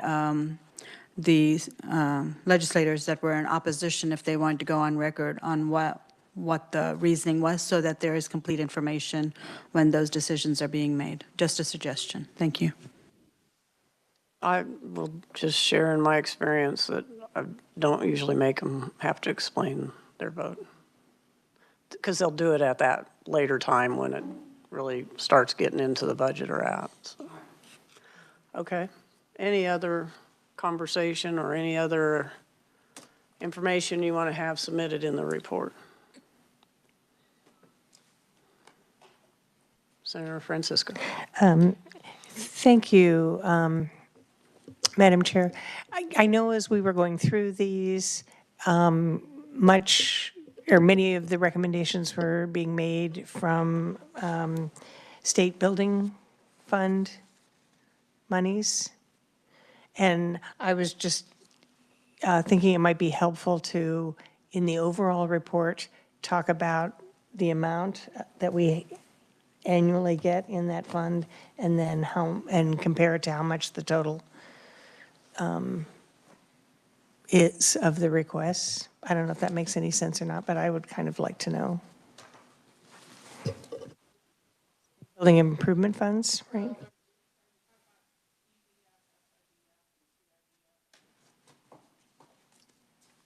Yes, because I have research here to help me.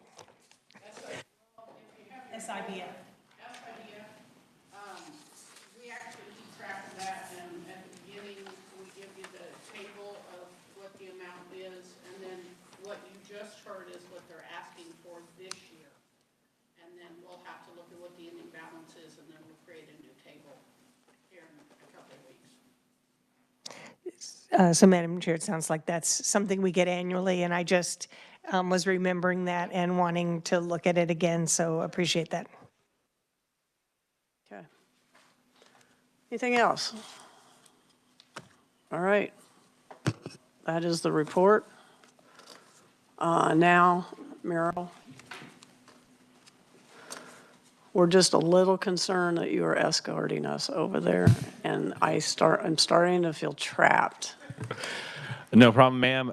It's not just me. We have some other representatives from the Kansas Highway Patrol, and we are here to escort the group over to our general headquarters, which is about a block and a half away. It's a beautiful day. It is a lovely walk to our general headquarters. We've got a conference room set up, and the entire agency is excited to show members and inform members about the Highway Patrol. So I'll be standing right outside whenever the group is ready. So just curious, because we saved time, we just didn't know if you're going to expand your time. Some people have some other commitments. Just, do you know about how long you're thinking? I think we could be done by 4:30 pretty easily. Oh, no. Okay. We can be done. We can be done by, we can Because wrap this according up. to this, you weren't going to start until 3:30. Okay. And we are at 2:30, so how about, well, by the time we get over, 3:30-ish. I mean, if you need a little more time. I don't know what all you have for us. I mean, is it more showing, or is it? There's a short brief, and then it is. Information. Yeah, it's a short brief, and then it's actually showing committee members, taking you through our different locations in the two buildings that comprise our headquarters. So it's about 7 locations, but we can, if we're over there by 3 o'clock, we could keep this pretty short and have it wrapped up by 4. We'll get over there before 3. Okay, so Huh? We'll get out of there before 3. No, over there. Okay. This is the last meeting. You have the brown folder in front of you. Yep. If you want to take it with you, take it with you. If you don't, it will be disposed of. And I just want to say thank you to staff and Shirley and everybody downstairs who has helped me over the years. I appreciate it. And who thought I'd be chairing a meeting this late in session? But, This is my last committee that I did for staff, and this was my favorite committee. oh, yes, and you could tell. Yeah, you did a nice job. So anyway, it's been a pleasure to work with all you. And Muriel, we'll be out there like 10 till 3 in the foyer here. Okay, I just want to go put my stuff away. Thank you.